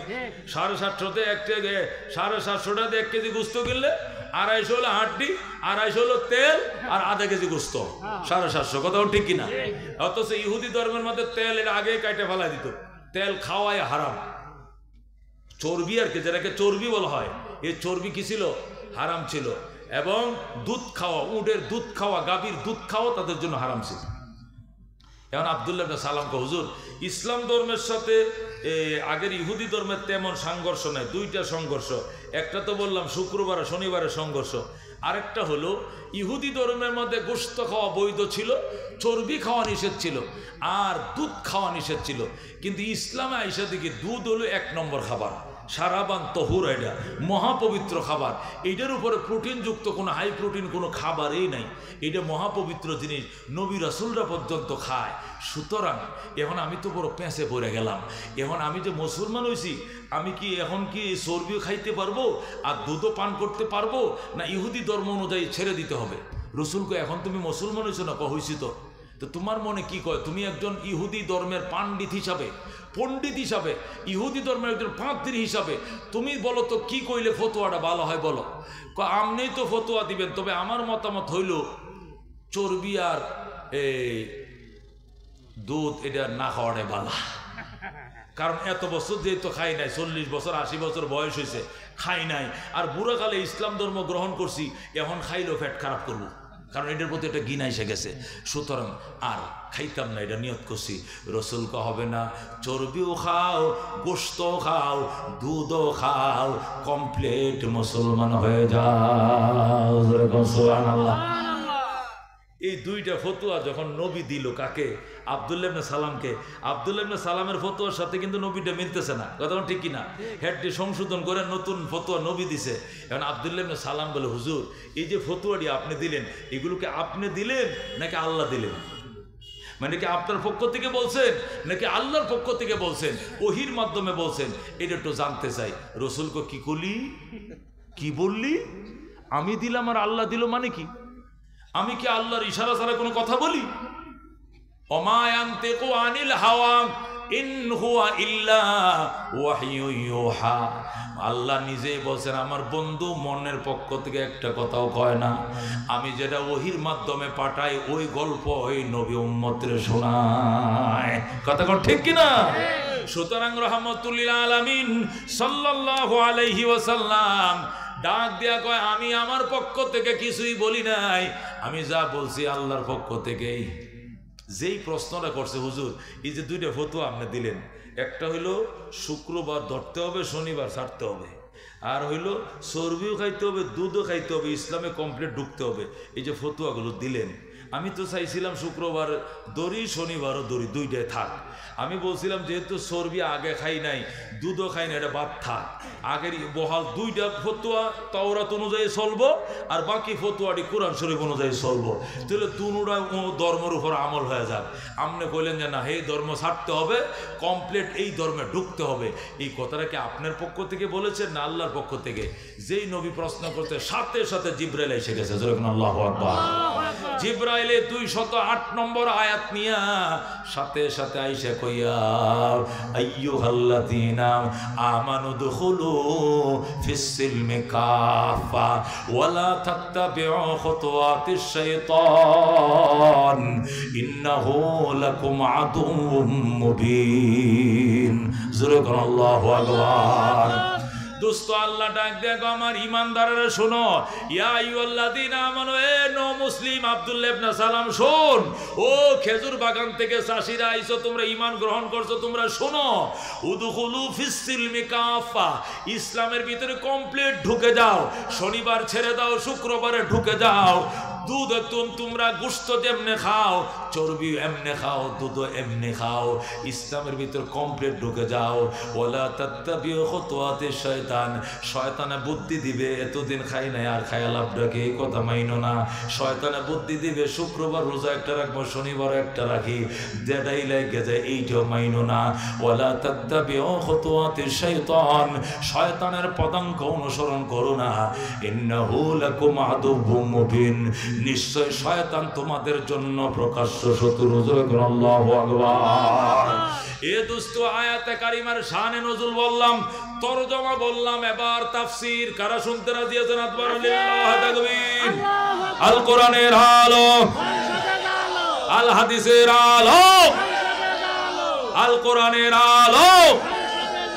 এমন এক মোনাজাত দিব আজকে, চোখের পানি দিয়া যারা মোনাজাত অতীতে কোনোদিন করো নাই, আশা করি আজকে চোখে পানি আসবো। এই মোনাজাত কারা কারা আশা করবেন? রাজি আছেন ইনশাআল্লাহ? আপনাদেরকে 5টা মিনিট আমি একটু দম লই, জিরাই। 1.5 ঘন্টা হয়েছে। একটানা হার্টের কথা বললে হার্ট ধুপ ধুপ করতে থাকে, হার্টবিট বেড়ে যায়।